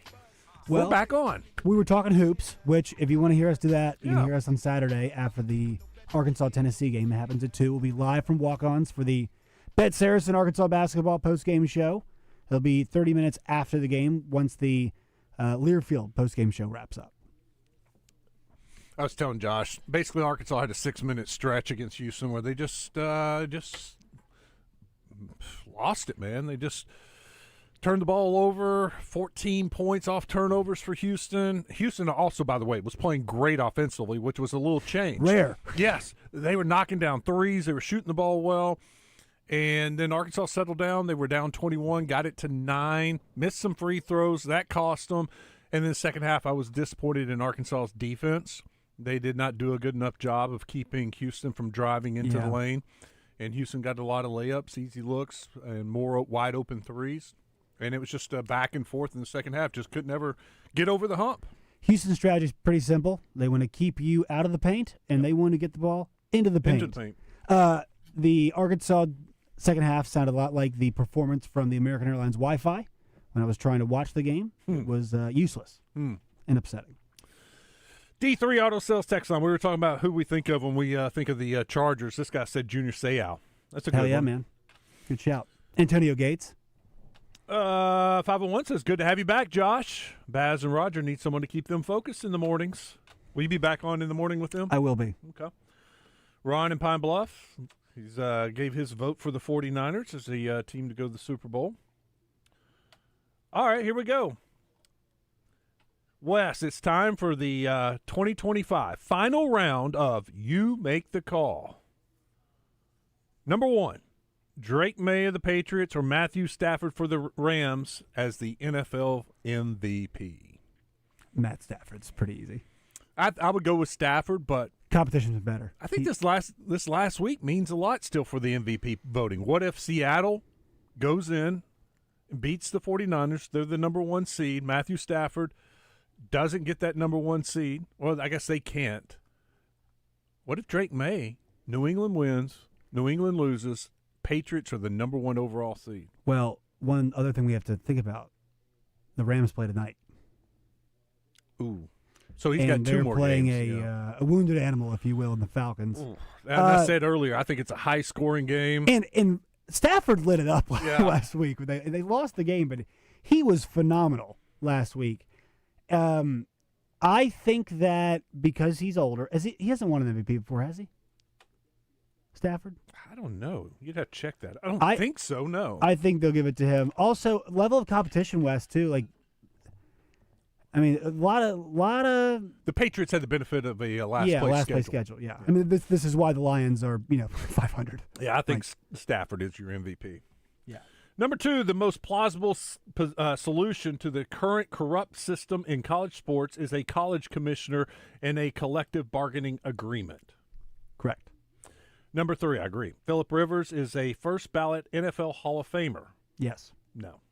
You don't think so? Not first ballot. Well, I mean, fine. He's a Hall of Famer. What is so? I mean, first ballot in baseball, obviously, you have a certain percentage. Mm-hmm. Is it the same thing in the NFL? Is that the? I don't think it matters if it's your first year, second year, fifth year, sixth year. It's a certain percent of the vote. Baseball writers are jerks. They're like, you cannot get in the first year. It's like, Justin Verlander's pretty good. Maybe we put him in the first year. You can't be a unanimous. What? Yeah, Why? So stupid. Somebody has to dissent. Number 4, March Madness needs no expansion and should stay as it is right now. Yeah.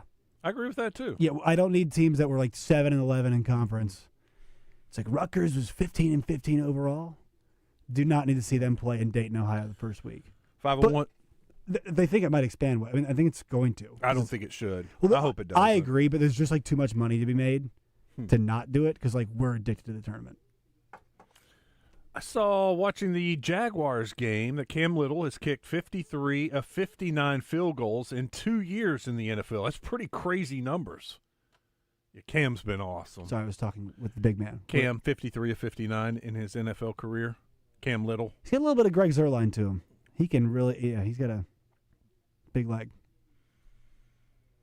Can we circle back to something that you're, that one of the guy texted with the 3 things? Yeah.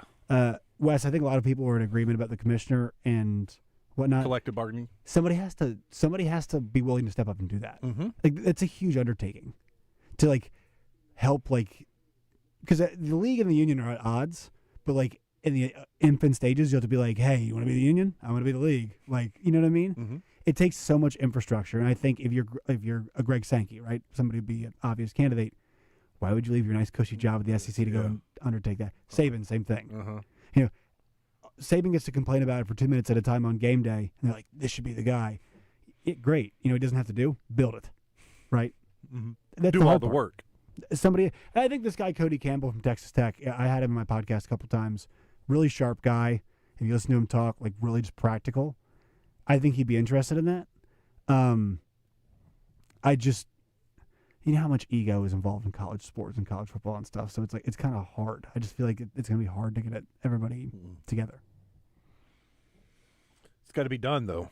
It has to. I agree with you. Big time in North Little Rock. I watched the interview with Kanye Thompson, the DB from Slippery Rock on Pig Trail Nation. He told Otis Kirk they just couldn't say it officially, but after his official visit coming up Saturday, he is 99.5% positive that he will be a hog.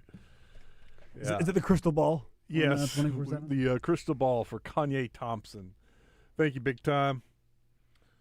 2-year NIL contracts is going to have to happen. It will change everything. Students will get to know the culture. I doubt that.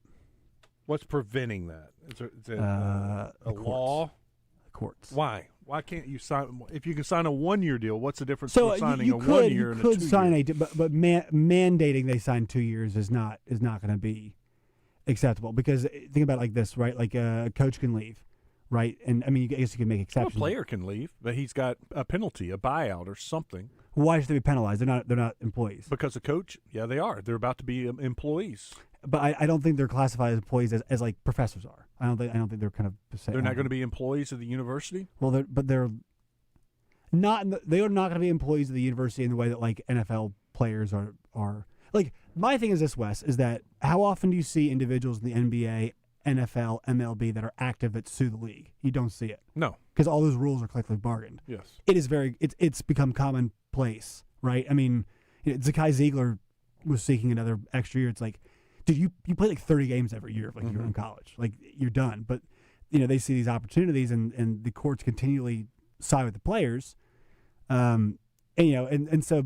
That's just my thought, is that the trend has been the courts have been deciding with the players. Things like the interconference transfer rule, right? I mean, you can't tell a kid that he can go to Arkansas if he's at Missouri, like Markel Utze, because that's a non-compete, and they aren't employees. So you can't enforce that kind of stuff.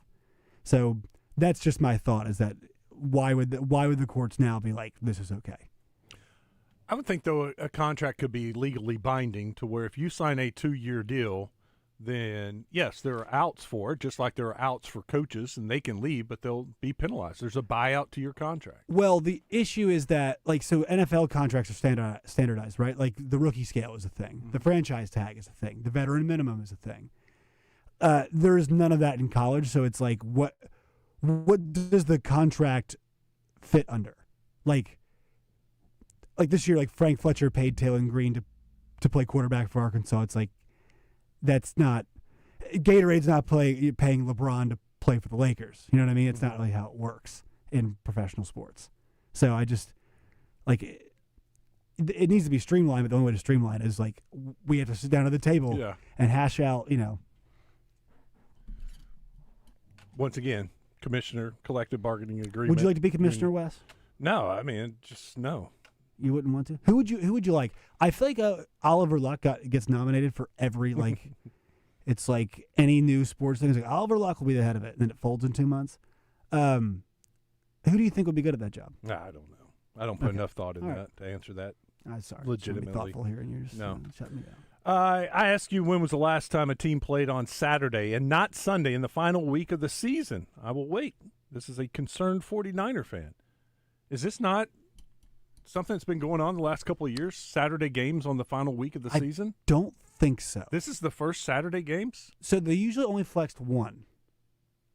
Now, I thought the last 2-3 weeks of the season you had Saturday games. But the NFL's expanded their purview scheduling wise. Like we've got the pre-Christmas games to lead up to the Christmas games. We've got the Friday Brazil game. We've got more international games we've ever had before, more Saturday games than we've had before. So I think that this could be new, but maybe we're thinking of Wild Card Weekend where we had the Saturday and the Sunday. It is kind Super of Wild Card Weekend. Unfair for the 49ers to play a Sunday night game and turn around and play a Saturday game. That's in a very, very important game. Well, good thing that they're not banged up. And it's a good thing they're at home for both. They were home last night and home this week. Could you imagine? Well, so they're home next week too? Mm-hmm. Could you imagine? It's like they spend the last 10 weeks of the NFL season at home. Yeah. That'd be pretty crazy. Although ironically, getting to Santa Clara is probably not very. As somebody who's born in San Francisco, Santa Clara is not San Francisco, not even close. How far? An hour. Wow. Depending on traffic. 501 says when he thinks of the Chargers, he thinks of Sean Merriman. Good one. Yeah. Dan Fouts. Here's a vote for Dan Fouts. What about who was the white corner they had? Eric Weddle. No, I do not. Okay, well, I'm just trying to mix it up. Where is the Texas Longhorns quarterback from last year? He's with the Dolphins. No, I think he means. Is he meaning Arch Manning or is he? No, the starting quarterback last year. He started for the Dolphins yesterday. Played well yesterday. Quinn played Ewers. well the last 2 weeks. Yeah. There's talk now that he's the future of the franchise, and you'll see Tua dealt in the offseason. Who is taking that contract? I don't know. All right. $99 million in dead cap. Oof.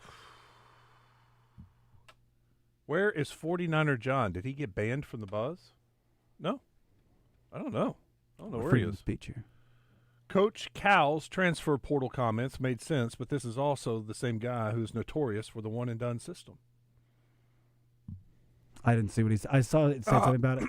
I have a policy of not listening to coaches anymore about it. He was it was an old clip from when he was in Little Rock, and it was got picked up by a national publication, and it was just him, just how we need to fix things and how, allowing kids to transfer year after year after year after year is not helping these kids.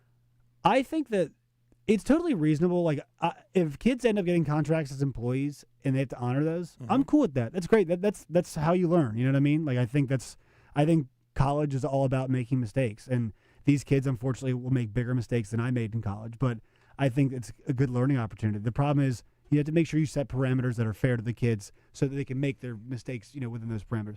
If the mistake is they have to tough it out for an extra year, well, good news is they're still getting paid, but you got to tough it out. You sign the contract. Just like how do NFL holdouts always win? Well, here he comes back on the practice field, right? I mean, that's how that stuff normally works. It's like a lot of people in life. Some of us sign contracts, and you have to stick around and honor that. Except in the NBA, where you sign an extension, and you're like, I want to leave. And people are like, well, I guess we have to trade him now. Makes no sense. All right, we'll take a break. We'll wrap up our second hour when we come back. Phone lines open. D3 Auto Sales open, 661-1037. It's Out of Bounds.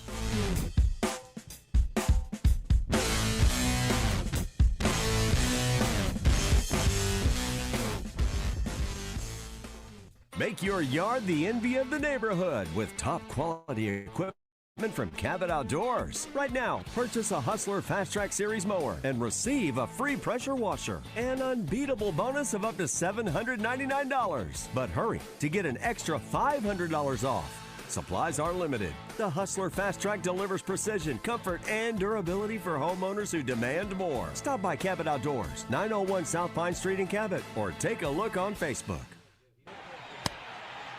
Hey, y'all. It's the Rocket Roger Clemens here. Spent a lot of time pitching heat, Years later, the pain in my joints remind me of those days, but I'm not looking to sit still, and I definitely am not interested in going under the knife. That's why I chose QC Kinetics. Not just for elite retired athletes. QC Kinetics gives everyday folks joint pain relief using regenerative treatments that work with your body to help repair joint damage. No surgery, no long recovery, whether it's your knees, hips, shoulders, or back. My friends at QC Kinetics will help you get moving again so you can get back to doing the things you love. QC Kinetics medical professionals will look at your x-rays or MRI to determine if you're a good candidate. I trusted QC Kinetics to help me feel like myself again, and I'm proud to recommend them to you. Call QC Kinetics today and schedule your free consultation. Call QC Kinetics, 501-214-5880. That's 501-214-5880. 501-214-5880. Superstars Joe Klein and Pat Bradley for Arkansas's #1 sports app, Bet Saracen. Joe, you know the main difference between Bet Saracen and those other guys? Definitely. Easier to navigate. Always good parlays. Plus lots of fun choices. Like ping pong. Right there on the app. But the real difference are those special promos. Brand new players get a 100% profit boost just for downloading the Bet Saracen app. Gambling problem? Call 800-GAMBLER. This is the Pigskin Preacher, bringing you the word. Every winter, the football world pauses and turns its attention to Arkansas, as the Broyles Award is given to the nation's outstanding college football assistant coach. David Basil created this prize to honor the legacy of the Frank Broyles coaching tree and at the same time to give honor to these hardworking and often overlooked assistants. Double B's is a proud sponsor of the Little Rock Touchdown Club and those who do so much to support our nation's favorite pastime of laying the wood to those gridiron warriors from LSU. Double B's locations have ATMs for your convenience, as well as clean restrooms, and we all know how important that is. Everything we do it for you. Stop by and take advantage of our weekly specials. Doublebees. It's where you gas it, grab it, and go. That's Doublebees. From Central Arkansas to South Arkansas to Northeast Arkansas, across the state to Northwest Arkansas, you will find a Beechwood hospitality property. From the Haywood in El Dorado to the Hilton Garden in Jonesboro, to the Doubletree in Bentonville and the Staybridge Suites just south of Baumwalker Stadium, Beechwood Hospitality has a room for you. Beechwood Hospitality is the leader in hotel property management in the state. Make sure you find a Beechwood Hospitality hotel for your next overnight stay. Hey, it's Randy Rainwater from Drive Time Sports. Rick Schaefer, Dr. Google, better known as Kramer, and I wish you a Merry Christmas and Happy Holidays. We'll be back Monday, December 29th, with the fresh Drive Time Sports for you on 103.7 The Buzz. Out of Bounds with Joe Franklin and Wes Moore on 103.7 The Buzz. This is #1 champion sound. Yeah, Estelle, we about to get down. Who the hottest in the world right now? Just touched down in London town. Bet they give me a pound. Tell them put the money in my hand right now. Got a promoter, we need more seats. We just sold out all the floor seats. Take me on a trip, I'd like to go someday. All right, back at it. Joe's off still for his end of the year vacation. He will be back Friday. I checked with him.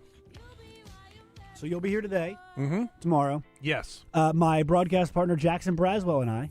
Nice. We Wednesday. do the show Wednesday. Okay. I'm going to take off some time for the New Year, New Year's Eve, New Year's Day. Yeah, good for you, man. Go see the Courtneys, and then I'll be back here Friday. Yes. And in soccer they call it a loan. My loan for the morning show will end. Just checking in. Georgia Southern is playing App State right now in the Birmingham Bowl. A Sun Belt Conference game is taking place. It's a rematch of a game earlier this year, and Georgia Southern just scored a touchdown to go up 19-7. They went for 2 and did not get it, so it's 19-7. That's exciting.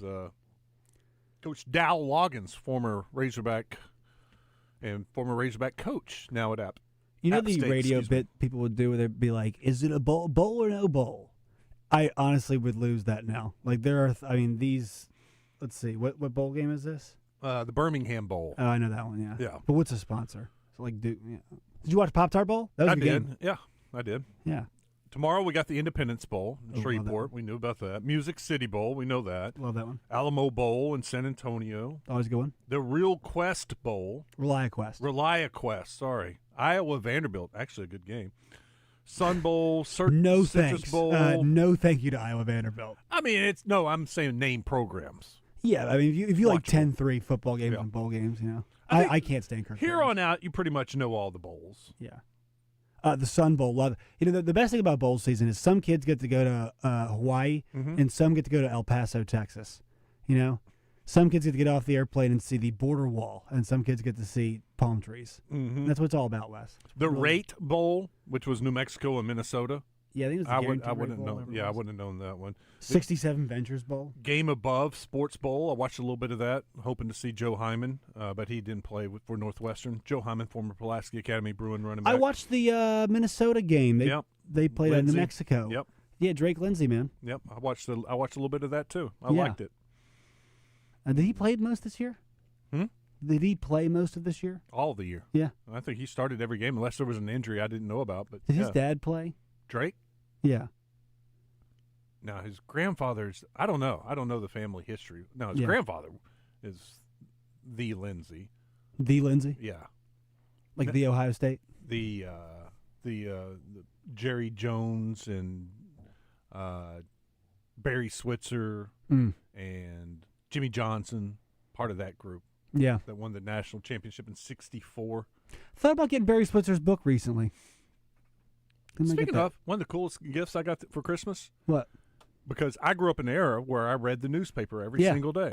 And it's copies of newspaper articles about the Dallas Cowboys and awesome. the history of the franchise. That's cool. Yeah, it was really cool. Thoughtful gift. I was in a store the other day and I was just my girlfriend in Hawaii and I saw it was Vogue. It was like the history of the Vogue covers. Uh-huh. And I don't read Vogue, but I find stuff like that super cool. There was a display at the museum in D.C. that was every time photo of the year in order. Oh, nice. Which is fascinating. Yeah, that would be cool. Yeah. Huh. All right, let me check Bet Saracen real quick. We got a couple. Oh, what is that? What was your paper growing up, Wes? Dallas Morning News. Dallas Morning News. Yeah. Who was your favorite columnist? Probably Kalashaw? Tim Collinshaw. A lot of Romo columns. Before, I can remember sometimes getting the Fort Worth Star Telegram. Yeah. And Skip Bayless. Oh, yeah. Yeah. That's awesome. I grew up. He was a Vanderbilt guy, wasn't he? Tim Did he go to Vandy? Collinshaw. I don't know. Not sure about that. We got a listener that's got 4 tickets to give away for tonight's basketball game. We can give those away if we want to. Somebody wants to go to tonight's game against James Madison, 7 o'clock. Just offered up 4 tickets to give away. Thank you, sir. You get to see the Darius Acuff in person. Yeah? Pretty good deal. Dude's been on a roll. Hopefully get the other freshman, Malik Thomas, on Everybody a else roll. on the team. 18-year-olds taking care of business. Yeah. And you get Carter Knox going. A lot of mouths to feed. Really, to me, and we can talk about this more, the number one thing I want out of tonight's game is get Malik Thomas going for SEC play. Get that confidence going again. Quality shots. I want to see some quality looks from him. All right, so we can do that when we come back in the second hour, the third hour. We've also got what's trending and more of the D3 Auto Sales text line. Stick around. It's Out of Bounds. We got the big deals at the Big Lock Benton. It's the wrap-up the year sales event at the Big Lock. Chris Crane, Dodge, Jeep, Ram, and Benton. Get new Jeep Wranglers up to $14,000 off. And the midsize truck of the year, the new Jeep Gladiator, starting at just $39,900. These are the biggest deals of the year on Jeeps. Don't miss the wrap-up the year sales event at the Big Lock. Chris Crane, Dodge, Jeep, Ram, and Benton, or ChrisCraneCars.com. The Big Lock Benton. When second's making a play, short's got to cover. A winning insurance strategy doesn't rely on one person. Good hustle. Communicate with your guys and make sure everyone's in the right coverage. It takes a team that knows it to provide an exceptional experience. Set the screen. You have to protect yourself. 1, 2, 3, Wildcat! At Shelter Insurance, you can count on our local agents and award-winning customer service to help you protect what matters most. See Shelter Agent Stephen Reiser, Seth Boyd, or Todd Martin in Jacksonville today. Ray Tucker with good news for enthusiasts of Triumph motorcycles. Honda of North Little Rock now carries the legendary classics and cutting-edge rides. We have the Bonneville Bomber, Daytona 600, the TF450X, the Stunning Elvis Presley Edition, and the Rocket 3 Evel Knievel. You get the idea. Come see us at Honda of North Little Rock, your family fun headquarters. Buzz News with KARK's Gary Burton Jr. All end of the year donations at the Arkansas Food Bank will have 3 times the impact. Officials say every donation through December 31st will be tripled thanks to a family who is matching donations of up to $15,000. You can donate or find ways to volunteer at thearkansasfoodbank.org. And it is time to sign your kids up for the Little Rock Police Department Youth Camp. The free youth camp is from May 31st through June 5th. It is for Little Rock kids who are 10 to 12 years old. LRPD says it will feature outdoor activities, arts and crafts, sports, team challenges, as well as science experiments. You can learn more on the Little Rock Police Department's Facebook page. For the Buzz Radio Network, I'm KARK's Gary Burton Jr. Have a fantastic Monday, everyone. 103.7 The Buzz is your home for Arkansas Razorback basketball. Coverage is brought to you by Lion Legal Services, Kaufman by Design West, Bell Chevrolet, Network Services Group, and Windrock Automotive. Razorback basketball on your home of the Hogs, 103.7 The Buzz. Weather from the Fletcher Weather Center. After blustery conditions Sunday night into Monday morning, we still see breezy conditions for Monday. Gusts out of the north-northwest between 20 and 25 miles an hour are possible. Mostly sunny skies and temperatures reaching the low 40s. And then Monday night into Tuesday morning, our lows reach the low 20s. By Tuesday, our highs are in the mid-40s. For the Buzz Radio Network, I'm meteorologist Jenna Warner. Fletcher Dodge wants to buy your car. We'll buy any make or model, and we'll pay you more than anyone else. Please, turn your old car into cash at Fletcher Dodge in Sherwood. Edwards Food Giant presents Razorback Baseball color analyst and Drive Time Sports co-host Rick Schaefer every Tuesday morning on Morning Mayhem. Rick will share his special take on Razorback sports with the guys each week. Edwards Food Giant, the meat people, the only stop you'll ever have to make for your family's groceries. Hi, I'm Steve Edwards Jr. with Edwards Food Giant and Edwards Cash Saver. Christmas season is upon us, and with that comes all the typical hustle and bustle of the holidays. This Christmas, as you hang your stockings and sip the hot chocolate, take a moment to celebrate the true reason for the season. Love, hope, and joy brought to us on that first Christmas night. Share kindness, offer forgiveness, and embrace the love that came to us that holy night. From the entire team at Edwards, we want to wish you a Merry Christmas and a Happy New Year.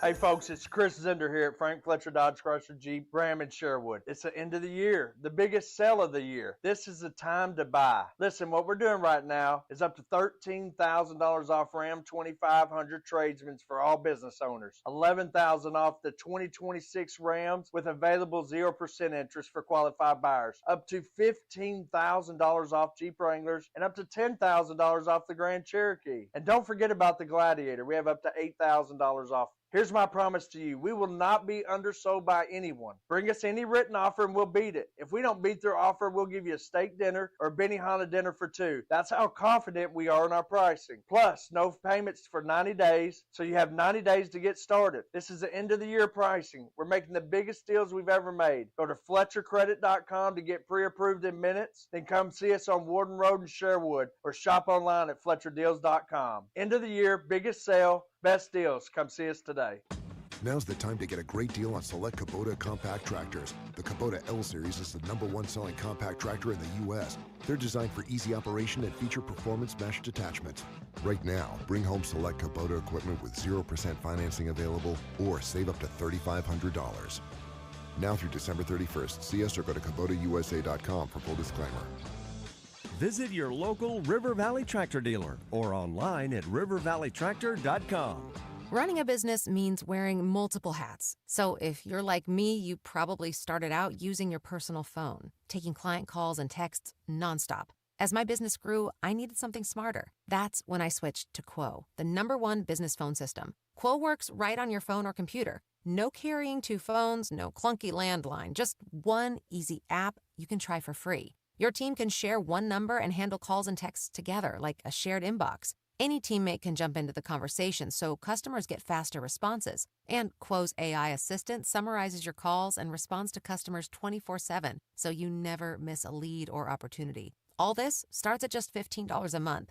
That's basically 2 coffees. You can even keep your current business phone number. Find out why 90,000 businesses trust Quo. No missed calls, no missed customers. Try Quo for free at quo.com/sports. That's quo.com/sports to try Quo free. QUO.com/SPORTS. Actual price will depend on product and subscription plan. Featured products are compounded drug products, which the FDA does not approve or verify for safety, effectiveness, or quality. Prescription products require an online consultation with a healthcare provider who will determine if appropriate. See website for details, restrictions, and important safety information. Want a boost in and out of the bedroom? Hims has you covered. Introducing a new 2-in-1 approach to level up your game. Tadalafil for better bedroom performance and zinc for testosterone support. Put it all together and you've got what you need to turn things all the way up. Getting started is simple. Just go to hims.com/joy to start your free online visit. Through Hims, you can access ED treatments, including pills, chews, and more. 100% online.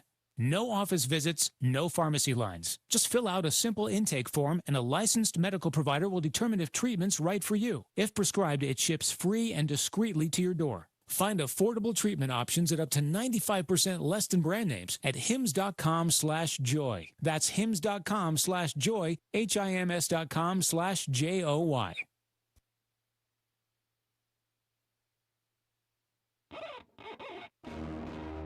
Live from the Signal Media Studios, this is Out of Bounds with Joe Franklin and Wes Moore on 103.7 The Buzz.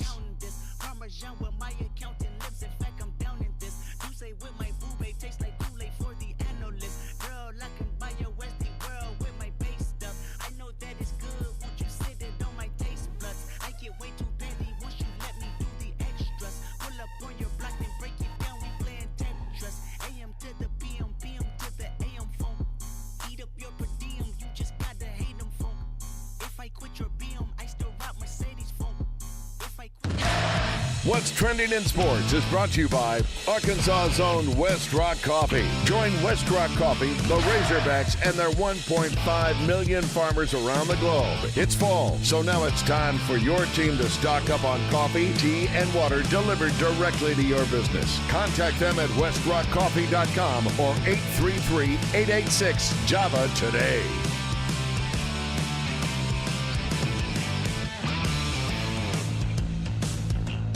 A really good weekend for the NFL. Just quality games. Yeah, I struggled when I had to watch both the Raiders and Giants, as well as the Bills and Eagles. But yeah, got off to a little bit of a slow start on Christmas Day. The Netflix games. Yeah, the NBA. Cowboys, Commanders. I watched. NBA. Did not watch 1 second of NBA. You can be anti-fun. I didn't say that. I didn't think about anti-NBA or anti-fun. That's just, I'm a football guy, and for me, the NBA doesn't start for another couple months. What were the games that day? You had Cowboys, Commanders at noon. Yeah, you didn't care. Lions, Vikings at 3:30. Didn't care about that one. Lions had to win to keep their playoff hopes alive, and of course they lost. Broncos, Chiefs turned out to be a really close, competitive game. No disrespect to the gentleman playing quarterback for the Chiefs. I don't know who that is. Well, I can tell you after I look it up. It's Chris Oladukin. I believe he went to South Dakota State. Oladukin, yep. 13 of 22. With like 71 yards. 66 yards. That's horrendous. Every pass was a half yard. Bo Nix was 26 of 38. 182 yards. That's 4.8 yards per average. Kick rocks. I'm so glad I didn't watch any of that crap. That was. Bo Nix is lighting it up. Very But then you had the Texans-Chargers. Awesome game. Was it awesome? I didn't watch it really was. Yeah, I saw the Chargers mounted the comeback. Yeah. As Clint was telling us, it was 14-0 like that, and you're like, look at the Texans go. Yeah, they're the team that just pops two explosive plays, and then it's like, all right, punt. Also, Chargers down both tackles, and I think Herbert's injured, too. You had the Ravens-Packers. Derrick Henry just runs nuts. 200-plus, 4 touchdowns. What was the final score? Ravens won 41-24. Malik Willis putting up 24 in that old Ravens defense. Not the same group. But he got hurt too, but he even said, I'm okay. Malik Willis? Right at the very end of the game. Seahawks-Panthers yesterday. That was a close game. Seahawks pulled away at the end. Until it wasn't. Yeah, they hammered it in the second half. I think it was 10-10. It was, and I think Seattle scored twice pretty quickly. Yeah. Patriots hammered the Jets. Jets are terrible. Hunter Henry, saw he had a catch and went over, got like a $250,000 bonus. It kicked in. Yeah, but I saw somebody sent me a spreadsheet yesterday, Wes, that's got every single one. Yeah. So if you see somebody making the money sign, that means they just hit their incentive. He had 3 catches, 49 yards, and a touchdown yesterday. You see sometimes that the NFL will adjust stats and stuff, and they'll be like, yeah, you've just been screwed out of $1 million because you have 9.5 sacks and not 10. Hunter has a chance to have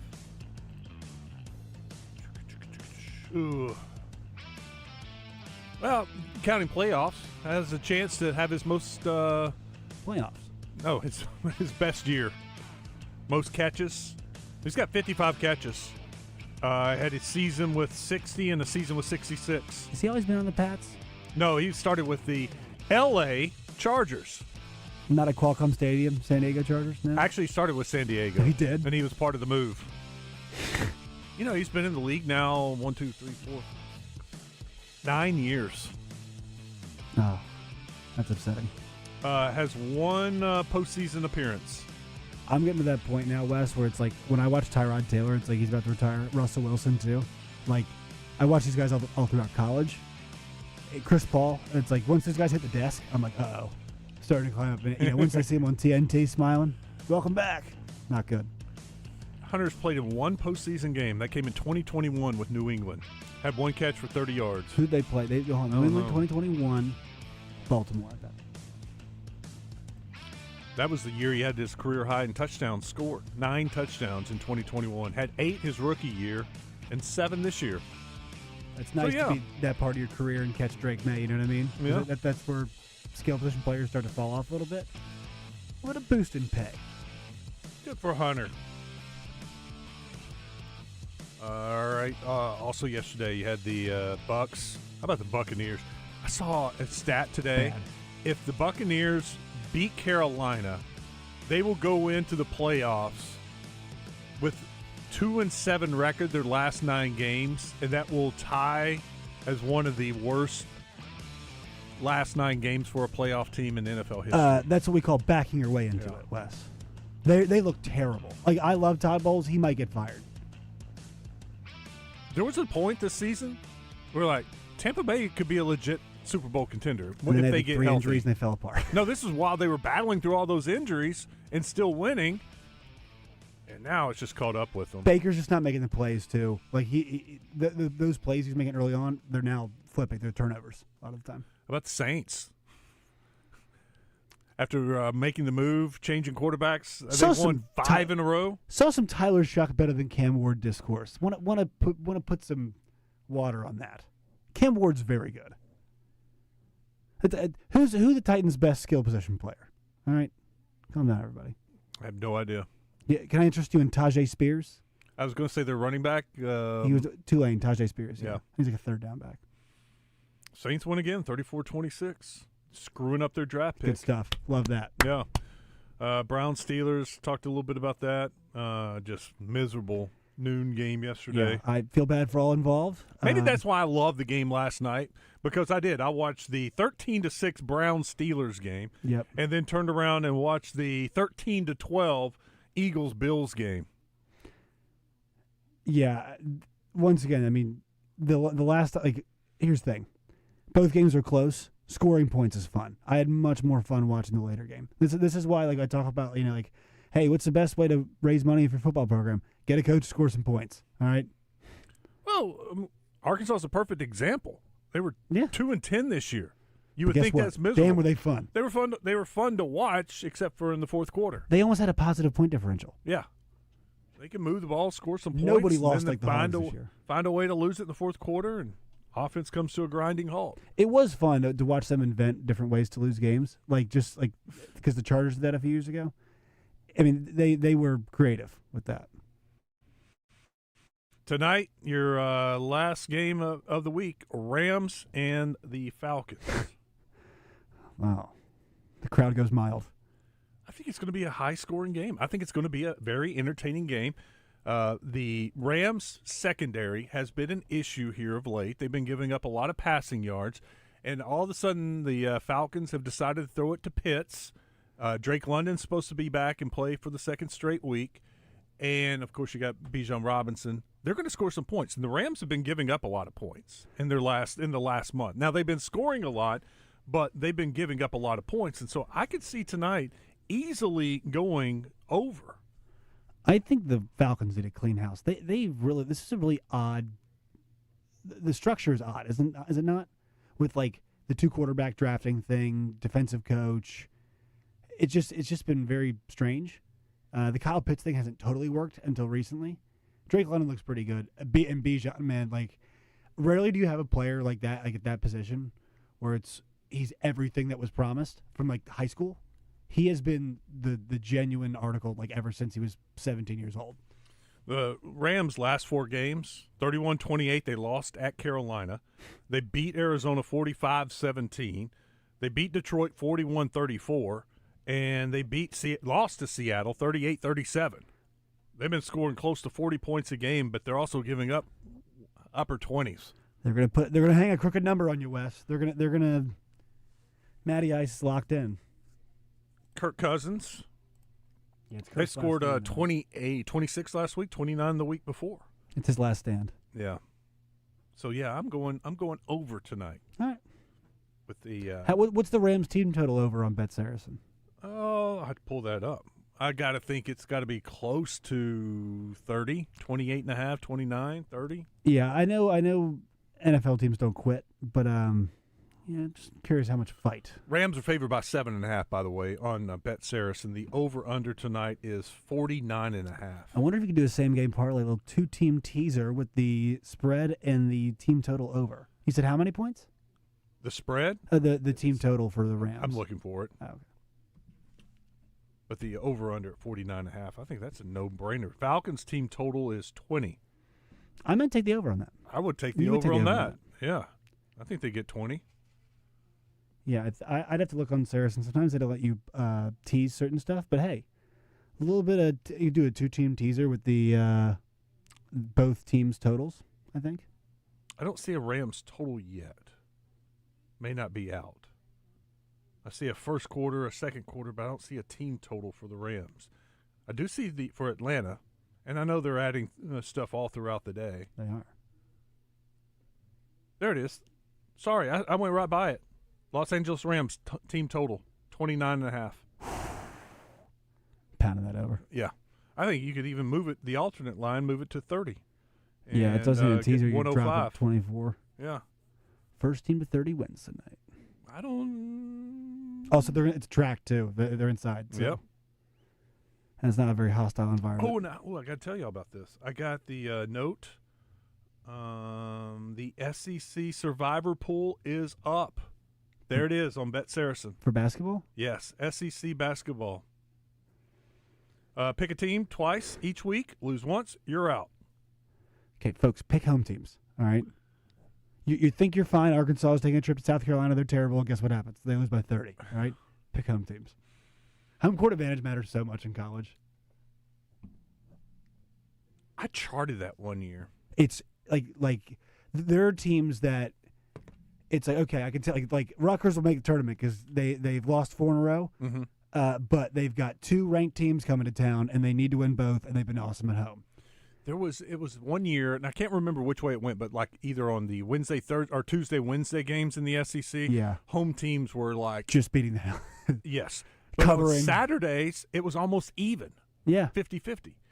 And I talked to Coach Z about it. I talked to coaches about it. I was like, what can you explain this? How is it that the home court advantage is negated on the weekends where usually you have the better crowds? On a Saturday, you have packed out arenas than, a Tuesday, Wednesday game. And then I thought maybe it's the officials because, on a Saturday, you're using everybody because everybody's playing on a Saturday, whereas games are split up during the week. And so you have some good crews that will work Tuesday, then again on Wednesday, and then again on Saturday. But on Saturday, they have to use every single crew across the country, and maybe that was affecting how games were called and home teams weren't getting the home court love. And for some reason, it's Tuesday night at 8 p.m., and the referee's like, this is my moment. No, we're not doing that this year, all right? Officiating office. I think, Wes, what about, I mean, those midweek games, there's travel, there's kids, kids are in school, whatever, like, it's just kind of more of a stressful situation, I feel like. It's kind of just like, more of just a, like from a logistics standpoint. Yeah. It's like, my daughter's got practice, tonight. It's kind of like just much more hurried. Yep. Weekends, it's kind of, there's much more of a build-up. Pat Bradley had a theory like when you're home during the week, it's like you're going to do your business, get it done. Right. But on the weekends, you're thinking about other things. Yeah. Yeah. Maybe they're distracted. I don't know. We were trying to come up with some plausible theory why the numbers could be so interesting. skewed. Was that last year? It was 2 years ago, and I didn't keep up with it last year. Or I started and lost interest. Also, it's like you'll watch most college basketball teams, and it looks like they're totally different, just different players, like when they're on the road. It's like the home road splits. It's like the Rockies, offense. Like those guys can hit at altitude when they go somewhere else and they can't hit. That's like every college basketball team. Like their defense will jump 10 points. Yeah. They'll fouls are always the one that goes up. I had a couple of notes from Neil though about this SEC Survivor pool. Tell me. He said you got to be registered by 11:59 late on New Year's Day.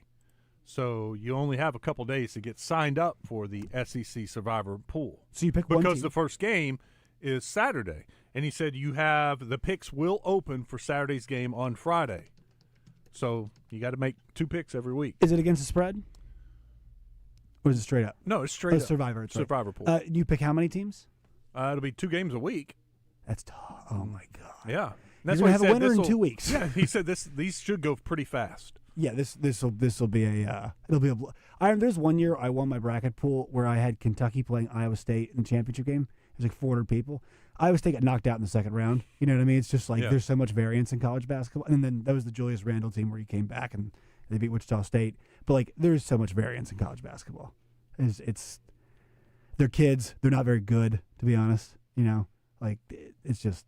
Now this year it's still going to be tough. Because the SEC, I mean, any given, who knows? Yeah, but last year was would have been insane. Just stupid. It was like the number of old dudes. Mm-hmm. Like we had guys with mortgages, renting cars. I mean, I was looking at this James Madison team. They got a bunch of old dudes. Yeah. You would think they would be a little bit better than they are. I mean, they got some fifth-year guards. Dude, you'll see some. Got it's just full of juniors and seniors. Yeah. No, you're like, is that player's dad? Like, what's he doing out? Like, I mean, like that's the thing about Janai Broom last year. He's at Morehead State. Well, guess what? He's a full human being. He is a. What's he doing now? He's probably data analytics for somebody, or he's playing in Europe. Well, if you ever check the EuroLeague rosters, Wes, it's a lot of fun. You see a lot of names that we used to know and love in college. But let's see, where is Janai Broom? I know that Clayton was a first-round pick. He was drafted. Yes. Yeah, he's getting run. Yeah. By the way, a name to watch for tonight for James Madison, Justin McBride. Yes. This cat is shooting 53% from the field, 48% from the three-point line. He is 23 of 48. He's their leading scorer, averaging about, where is this? Like 16 a game, 17 a game? 6 rebounds, 17 a game, 17 and 6, 17.6 rebounds a game. But shooting almost 50% from the three-point line. Now, he doesn't take as many as some of his teammates. Cliff Davis, I think that's one of those fifth-year seniors. Sounds like he's already taken 99 three-pointers. He's 33 of 99. You see this so much at the lower levels, Wes, like those conferences. A lot of them run the same stuff. They're just trying to shoot as many threes as possible. Usually if your personnel calls you to do something different, you can. But, I mean, think about Arkansas State, right? They want to get up and down. You look in the SoCon, teams want to get up and down. I don't know JMU since Mark Byington left what they're doing, though. My uncle's a JMU alum. Oh, really? Yeah. It's about 2 hours from where I'm from. Let me pull up their schedule real quick. I looked at it this morning. It wasn't anything impressive. They are 7-6 overall, 0-2 in conference play. They play in the Sun Belt. They're 5-0 at home, 1-6 on the road. So you're saying they have a chance to win the NFC South? Is that what you're saying? They started the year losing at Akron in the MAC Sun Belt Challenge. What an event. Lost by 14. They did beat Washington and Lee. W&L, that's in Virginia. Very good school. Division II? 3. Okay. They beat them 70-56. Beat Coppin State 84-70. HBCU. Lost to Longwood. Go Lancers. It's about an hour away. 72-82. That's a bad loss. They should not lose to Longwood. They lost to LIU. The Sharks? Yes. These guys are bad. 79-88.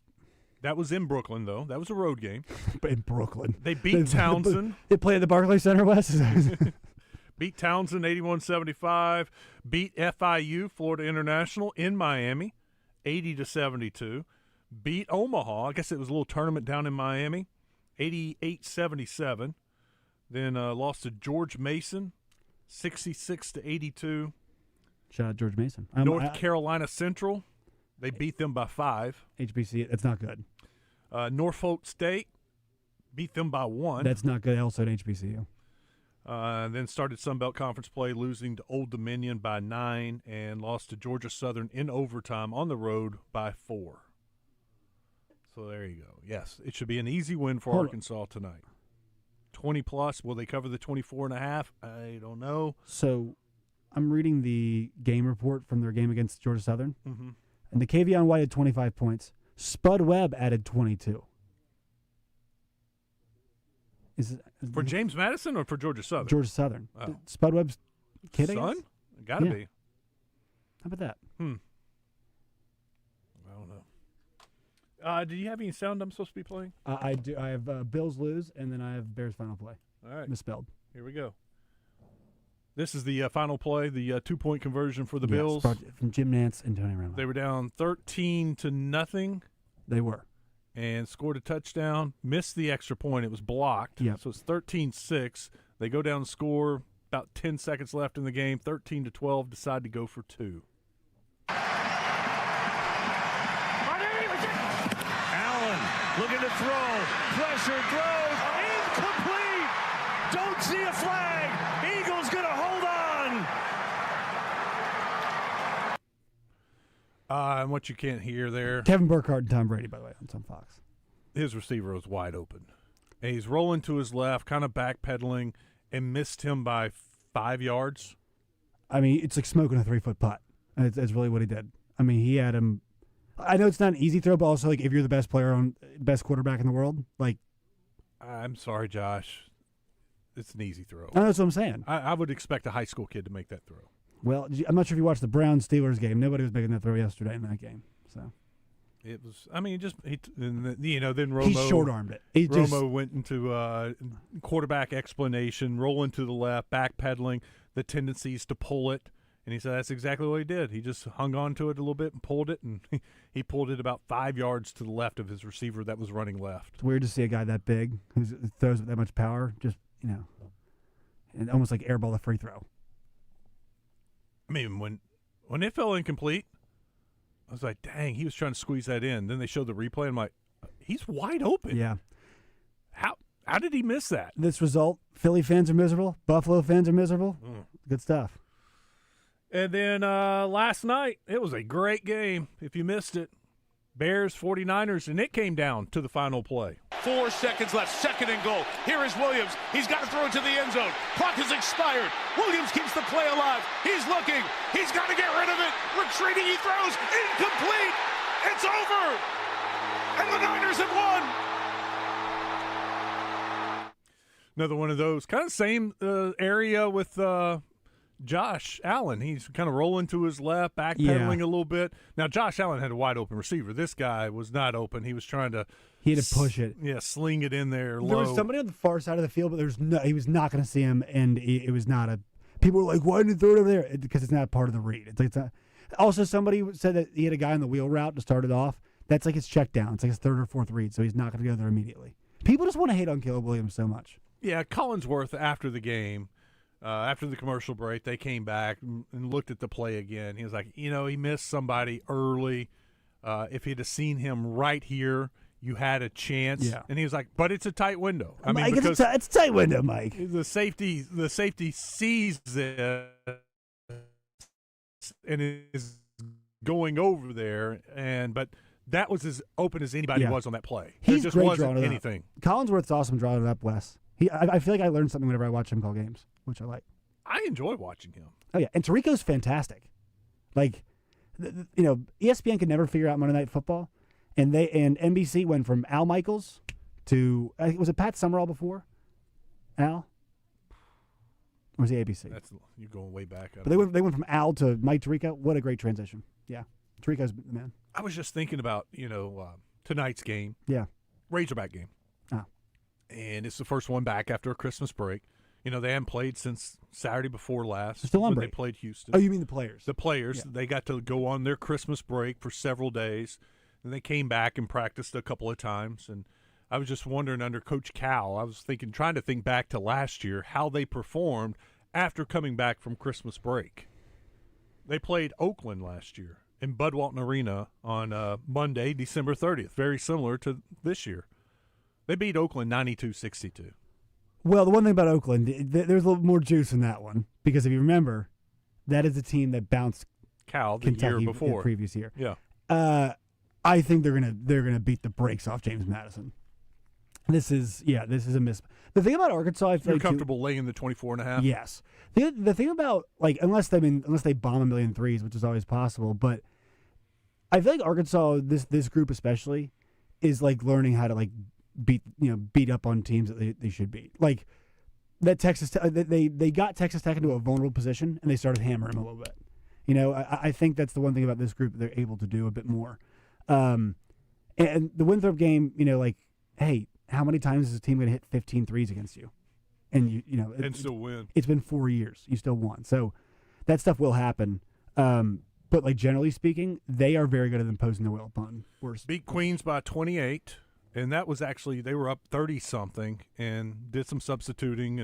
But they held on, covered that game. Fresno State beat them 82-58. So beat them by 24. Yep.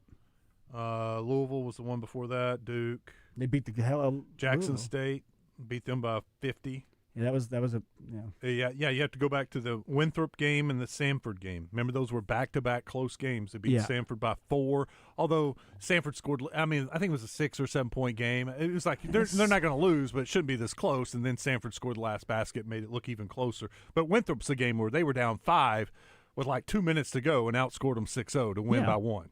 Once again, that's the first time a team's hit that many threes in them in 5 years. And they're 6-9, now 7-9. In those games all the time. So since that, the last 2 bye games, Arkansas has ran the team out of the gym. Did what they were supposed to. I agree. I think they do that tonight too. Yeah. Also, Wes, have you been paying attention to Dan Hurley quotes? He is just on fire recently. He is he's angry. He got mad about the tryptophan in Turkey. Yeah. He said he wants to die whenever they play a bye game, which I love. He's not challenging us and wants the team to get better. He's just bored. You know what I mean? I saw an interview with his wife where she's like, "He better coach because he can't do anything else on his own." He's a lunatic. He made an ass of himself last year at Maui when he was, I remember that. Before. Yeah. He's an awesome coach and he's hilarious. You need to pay attention to him a little bit more. All right, we got to take a break. Went a little long. That's what's trending. When we come back, I'll hit the D3 Auto Sales text line. Got some of the Lindsay family tree over here. Nice. Yeah, our listeners are awesome. 23 and Lindsay. And we can take some calls. If you want to jump in here, 661. Oh, tickets. Let's give away if you want to go to the Razorback game tonight, I got 4 tickets. Should we do some trivia? You want me to find a James Madison related trivia question? I'll let the listener Google. Let's see how many people call. Seriously, the game is in 3.5 hours. I will so give they you a would question literally have to leave right now. And give you time to Google. Yes. If you want to go to the Razorback game tonight call. at 7 o'clock, call right now. 661-1037. 661-1037. It's out of bounds.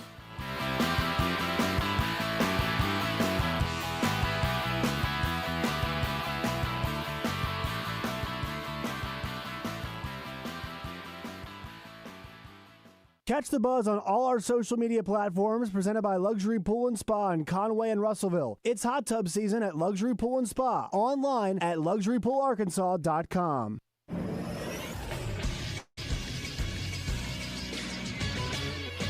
This is SportsCenter. Yesterday in women's college basketball, Arkansas State beat Arkansas 81-72 to hand the Razorbacks their fourth loss in non-conference. Conference play opens up this week as Arkansas starts with a tall task against 12th-ranked Vanderbilt on New Year's Day. For Arkansas State women, it was their 9th straight win. They're already 2-0 in the Sun Belt Conference. They'll get back to conference play on New Year's Day as well against Southern Miss. The Arkansas men will be in action tonight for their final game before conference play as well as they host the Dukes of James Madison. It's the first ever meeting between the two teams. After this game, Arkansas will open up conference play hosting Tennessee on Saturday. Tip for tonight's game is set for 7. It can be streamed on SEC Network Plus. Radio coverage can be heard on The Buzz. I'm Christian Weaver with The Buzz Radio Network.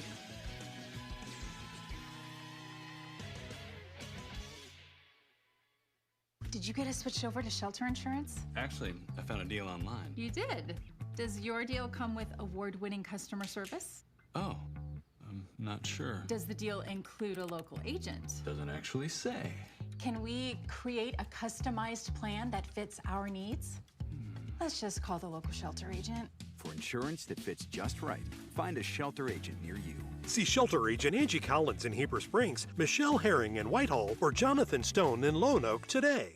Looking for your next ride? Come on down to Hubbard Power Sports, your local, family-owned Can-Am and Sea-Doo dealer. We've got the latest and greatest Can-Am ATVs, side-by-sides, and spiders to power your weekend fun. And right now, get up to $3,500 off in rebates, plus in-store discounts, or financing as low as 0.99% on select models. Whether you're hitting the trails, working the land, or cruising in style, we've got what you never even knew you needed. On the road, on the water, or in the trails, we've got the ride for you. This is the Pigskin Preacher, bringing you the word. Every winter, the football world pauses and turns its attention to Arkansas, as the Broyles Award is given to the nation's outstanding college football assistant coach. David Basil created this prize to honor the legacy of the Frank Broyles coaching tree, and at the same time to give honor to these hardworking and often overlooked assistants. Double B's is a proud sponsor of the Little Rock Touchdown Club and those who do so much to support our nation's favorite pastime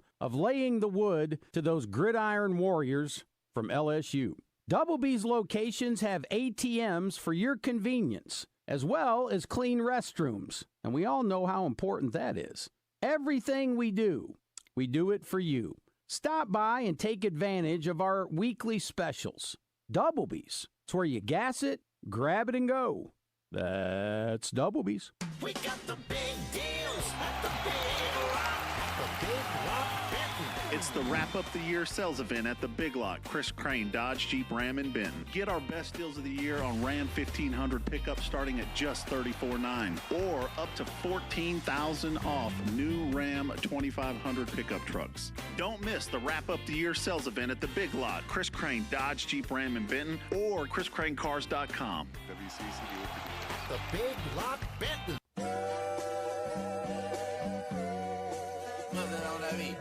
Hey, Mustard on the beat, Debo, any rap. He a free throw, man down, call her Amber Lambs, tell him free, bro. Nella to the cross, he walk around like Tizo. What's up with these jabroni? Trying to see Compton, the industry can hate me. For Marlon, they mama, how many options you really got? I mean, it's too many options. I'm finna pass on this body, I'm John Stockton. Beat your and hide the Bible if God watching. All right, back at it. Glad you're with us. Gave away those tickets during the break. Great job, Michael. Michael's going to watch the game tonight, right? Michael had fast fingers. He told me what town James Madison's located in. It's Harrisonburg, Virginia. Michael, you got to call in tomorrow and tell us about your experience. Yeah. And the crowd. Rate the crowd. We want honest opinions. You know, yeah. You know, the last home game was a little better than I expected as far as the attendance. Mm-hmm. And it was good atmosphere, so I'm hopeful tonight will be similar because I'm thinking, you know, you've been cooped up inside the house for a while, and you're like, let's get out of the house. Let's go to the game tonight. It's been a while since they were, you know, at Bud Walton Arena, so maybe people will get out in Northwest Arkansas or make the trip from Central Arkansas and go watch the game tonight. I'm not being facetious when I say this. You might actually be able to tell, like, your kids that you saw Darius Acuff play. He's that kind of – Yeah. Was there anybody in college you ever saw that was like that? Or it was like a Zion? I saw Durant against Villanova in Pennsylvania. I mean, like, there was a string with, Gafford and Bobby Portis. I knew those guys were NBA players. Gafford with his athleticism, he's just built for the NBA. But like even when you're younger, like was there like a see, I grew up in East Texas, and we had a great junior college system. Okay. And so we had guys through Trinity Valley Junior College, Lon Morris, Tyler Junior College, San Jacinto. I saw Larry Johnson. Big baseball. Stacey Ogman. I saw those guys in junior college before they got to UNLV. And I was like, those dudes, that's why I'm not playing basketball anymore. They're my age. Suck. I was like, I saw Sean Kemp. He never suited up for Trinity Valley Community College. But Sean Kemp playing JUCO basketball. He was sitting in the stands, and everybody knew who he was. Was he we at went the up game and to talked watch? to him. Yeah, because I guess he was. How about this? He was ineligible in junior college. Wow. Wow. That's a double negative. And so he couldn't play, but he was there behind the bench watching the team. We went up and talked to him. Yeah. But yeah, that dude had a different look to him. Badass. Yeah. So yeah, there were those guys growing up. Yeah. But I was fortunate to grow up in a time where junior college basketball was huge in Texas. Yeah. And there were some really good players. Mobley Sam area. Cassell. Saw Sam Cassell in college. Oh, yeah. Sour Sam Cassell. Mobley Area Community College in Missouri was like that, too. Bob Huggins would always go and get a lot of his – he wants them tough. He wants them a little seasoned. Maybe bad grades, rough upbringing. Yeah. Press Virginia. Yeah. Got a cool text. Did you watch The Pit on HBO? So I'm a big TV show guy. I have not because I feel like I'm going to love it. Yeah. It won the Emmy for, I think, Best Drama. It was really good. It was. Just got a text.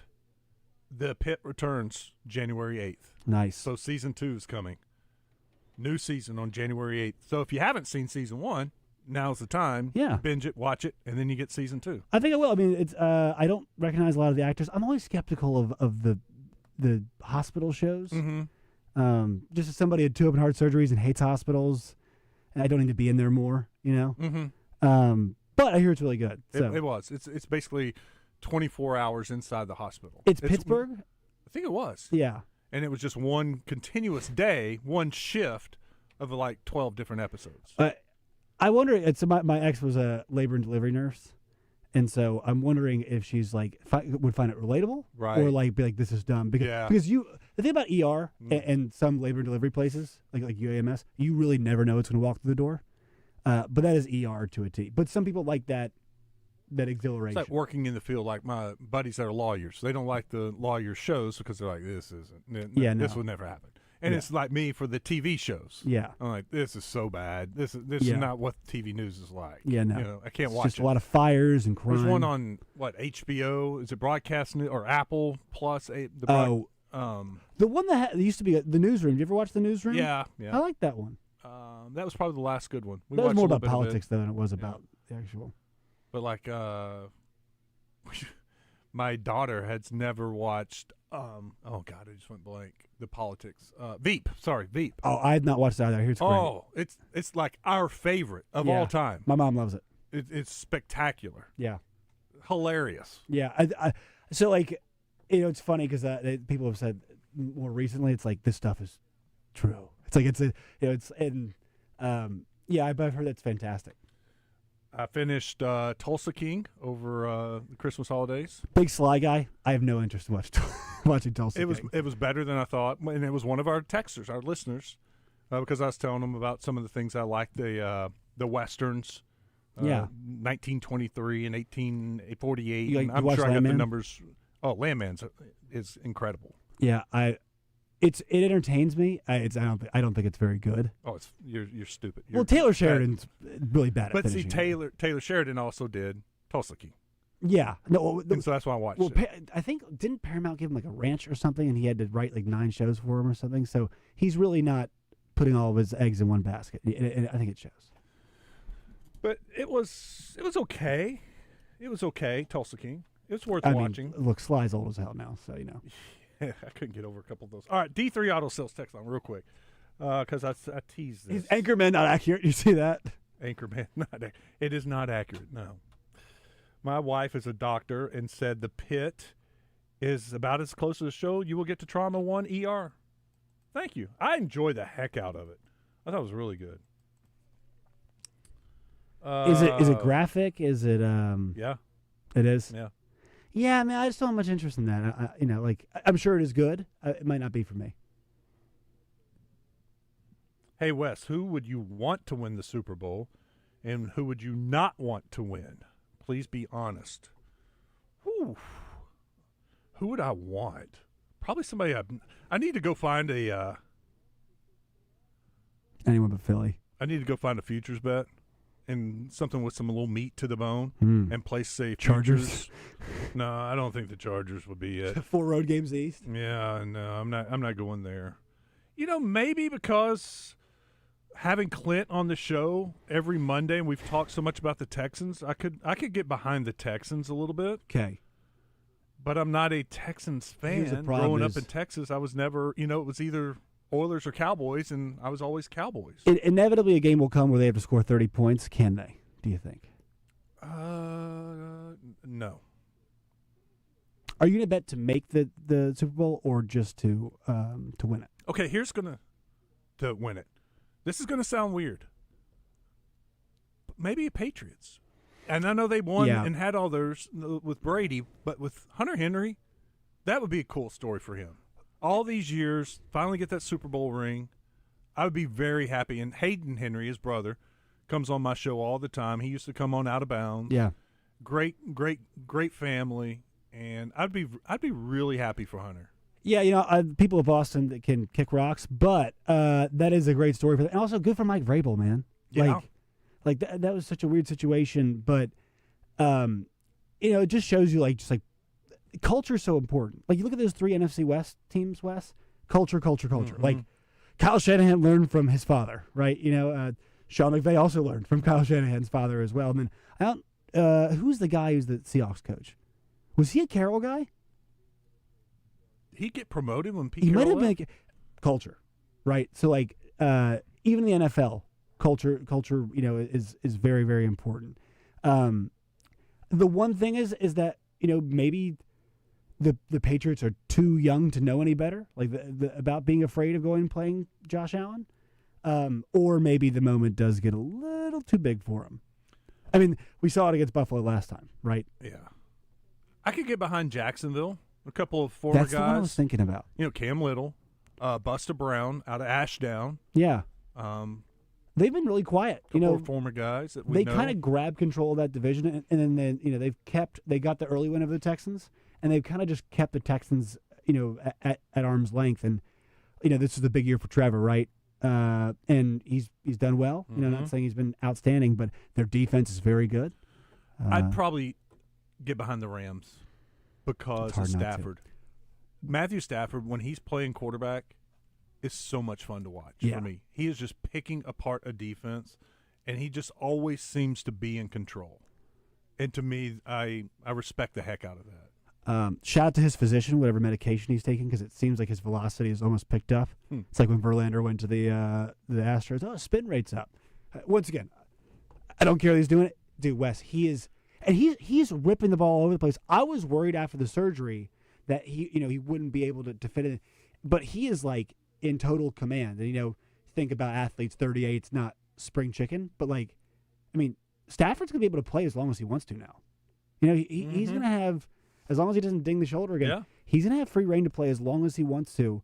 And I think it's also cool for McVay to see the different iterations, right? You the quarterback you traded, your generational talent, Aaron Donald gone, and now this is and replace it with a great defense. This is the maintenance, right? Yeah. This is how great dynasties continue. Is the Teddy Bruschi's get replaced by the Chandler Joneses of the world. Great story from last year too. They were so close to beating the Eagles. Yeah. I mean, they had the ball going down. I thought they were going to win. I thought they were going to come back and beat the Eagles on the road. Typically, and I think this year might be different, the biggest challenge for a Super Bowl team comes not in the Super Bowl. It's usually the divisional round. For the Bucs Super Bowl with Brady, Taylor Heineke pressed them. The rest of the way, it was pretty easy for them.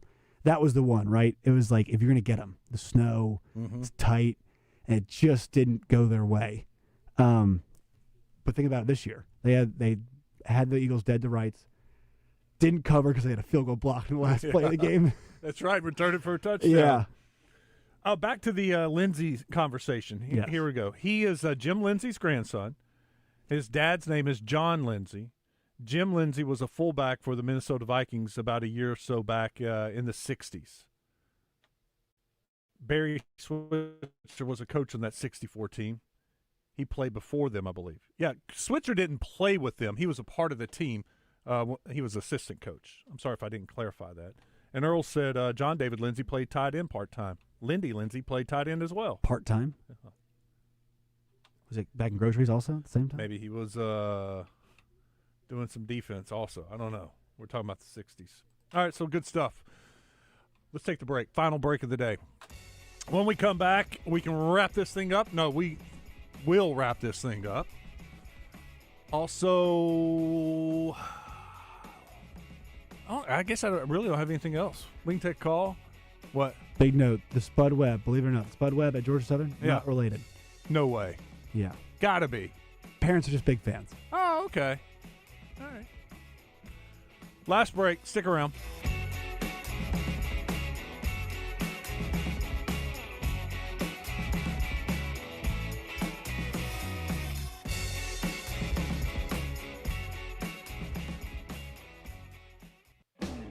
Arkansas Municipal Equipment in Poen, founded over a decade ago by Daniel and Vanessa Ellison. They lease and sell trucks, trash carts, roll-off dumpsters, and street sweepers. Proud to be Arkansas's only authorized dealer for New Way refuse trucks and Timco street sweepers. Your authorized dealer for Galfab roll-off and hook lift trucks. You can get parts and service for all makes and models with technicians traveling the state to take care of you. AME, it's the service after the sale. For over 30 years, Pickup Truck Accessory Warehouse has been Arkansas's truck accessory headquarters and the only stop for all your truck parts and accessories. If it goes on a truck, Pickup Truck Accessory Warehouse has got it. And that includes upgrading your truck with Vortex spray liners. Tough, durable, proudly made in the USA.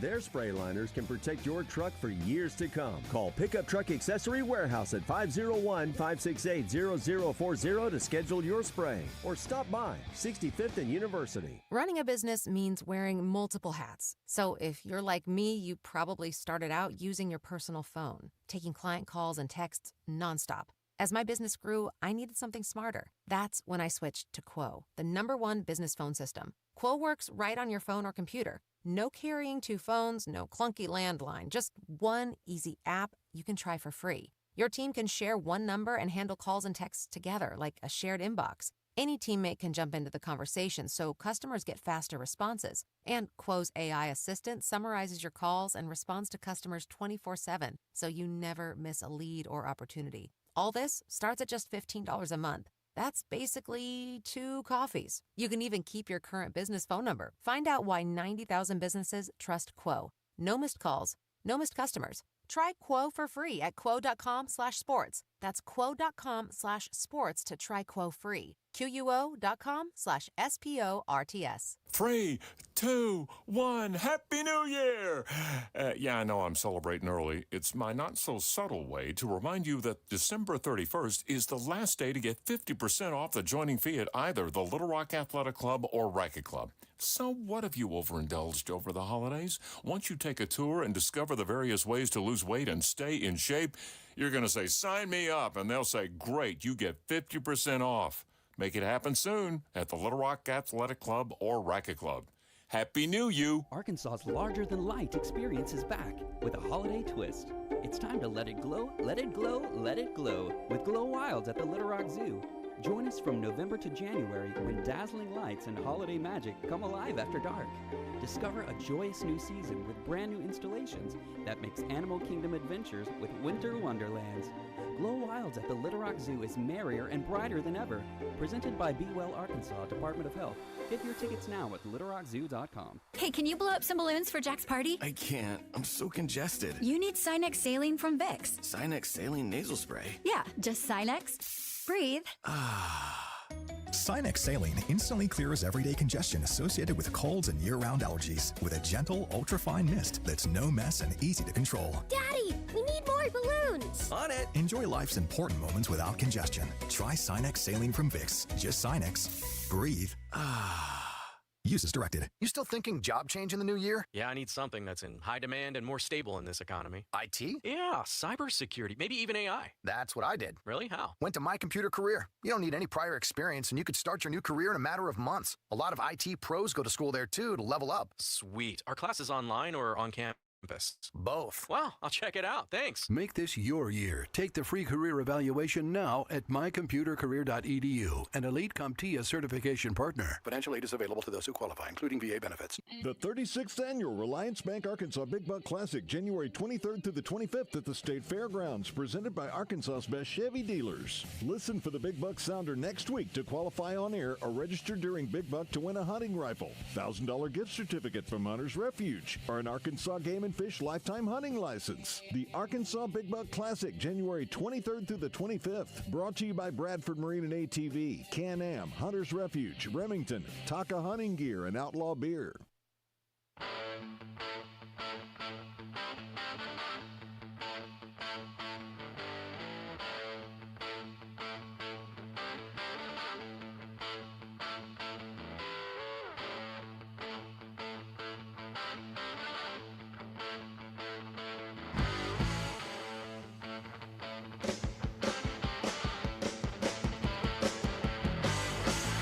All right, back at it. It is Out of Bounds. What's up? Everything okay? I'm not seeing dead air. So That's good. Yeah. We're getting the sign, but I'm on the air. I'm talking. D3 Auto Sales text line. Best Taylor Sheridan series is Mayor of Kingstown. So that's Jeremy Renner. Yeah, I watched Edie that. Falco. Yeah, that was good. Falco. The rest are mid at best. They're all pretty mid. Wes, who would you rather see win the Super Bowl? Eagles or 49ers? 49ers, without a doubt. I'm not an Eagles fan at all. Miserable place. Yeah. Mr. Ray Tucker's in here, too. Also a longtime Cowboys fan. He was shaking his head also. People say the Washington-Dallas rivalry is the real one. No, we all hate the Eagles, man. Yeah. Like, they are the worst sports fan in the entire. They wanted Sirianni fired last year. Wins the Super Bowl. They chased Andy Reid out of town. It's just they're miserable always. I'd say it's Eagles number 1, Commanders number 2. We don't have any fans. Giants number 3. As far as rivalry for the Cowboys. Yeah. I like Dak though so much, so it's like hard for me to I want to beat the Cowboys, but like I'm a huge Dak guy. Why do people not like Dak? Is it because he just makes so much money? Yeah, it's ridiculous. Oh, well, also it's because he doesn't like win. But here's the thing: Phil Rivers is going to be a Hall of Famer. Mm-hmm. What did he win? He didn't win a Super Bowl. No, nothing. He didn't go to a Super Bowl, did he? Chargers never went. I don't think so. How about this for a Super Bowl moment? Cam Little kicking a game winner for Jacksonville to win it. That'd be awesome. And send them to be the London Jags with a win. Spud Webb. Oh, here's Spud Webb at Georgia Southern is not related to the other Spud Webb. That's what I learned today. It's out of control. That is. I love how the parents act like they didn't know the original Spud. What do you mean? What are you talking about? No. Not sure. This was smart, funny. 479 says, or 417 says, that's funny. Both of y'all say y'all hate the Eagles, yet y'all playing the theme music to one of the best football movies, and it's of the Philadelphia Eagles. What are you talking about? That theme music, or the music we were coming into. Was it Fly Eagles Fly? Nah, it was something else. Oh, but we didn't pick that. I wasn't paying attention. They play Blow the Whistle and Fly Eagles Fly. Here's the real pigskin prophet. Repeat after me. The Bears, the Bears, the Bears, the Bears win the Super Bowl. Why not? America's better when the Bears are winning. I'd recommend a secondary for them. Boy, 49ers lit them up last night. And like you said, they don't put enough pressure on the quarterback. Yeah, I saw a number earlier this year where they don't win individual battles. They're amongst the worst in the league at that. All right, coming up tomorrow, we can talk about the Monday night game. Rams, Falcons, Arkansas, James Madison. We'll have a complete breakdown of that game. Coach Z will join us at 2:10. Heck yeah. So it'll be a fun day. Hope you can join us. But stick around. Ray Tucker and Randy Rainwater. Drive Time Sports is next.